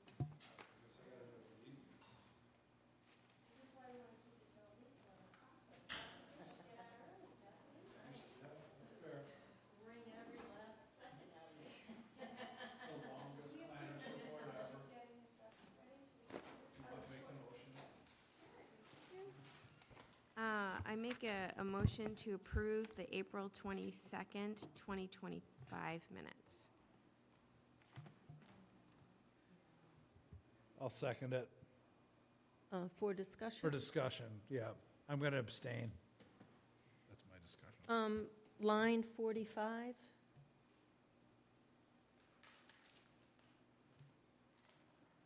Change the word under to up to. And then line 46, change the word prune to removed. That's it. And I have a comment. Line 65, quote, "and is good news for him," quote, "can be stricken." Not sure what that context was intended to mean. I don't think it adds any value to the minutes. So strike it. Yep. Okay, and I have a comment too. Just one comment. On line 72, it says they received a lot of requests for trees. I think it should be tree removals. That's all. Anyone else? So no more discussion. Latrell, yes? Houlihan, yes? That's okay. Stein abstain.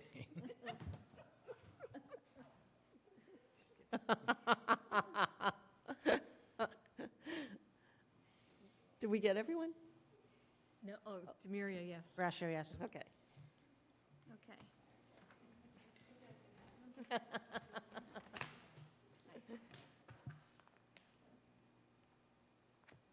All right, quickly, planners report.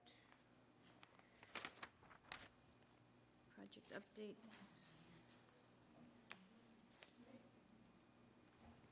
Just note that the ZBA public hearing for the 250 Turnpike Road 40B is May 21st.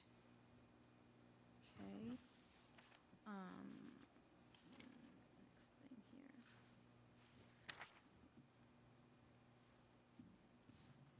I don't have an update for 120 Turnpike. I think that the 40B was on April 30th was the last meeting, so. Oh, that's right, because that's when the system went down and they couldn't post anything. Yeah, we lost, yeah. Can't even remember that. Okay. But it'll be on the ZBA website. They update that when that'll be next. The building department with interim building commissioner Gene Novak, he is proposing this new software providing consultant. It's called MapLink. And I can't tell you a lot about it yet because I had a meeting when they had a meeting, so I couldn't attend their meeting, but I do have information on it. It's a proposal that somehow connects zoning data to GIS mapping. And I could be wrong, Tim, but I don't know if you were privy to this yet. But there's an upfront cost, and then there's an annual cost. And-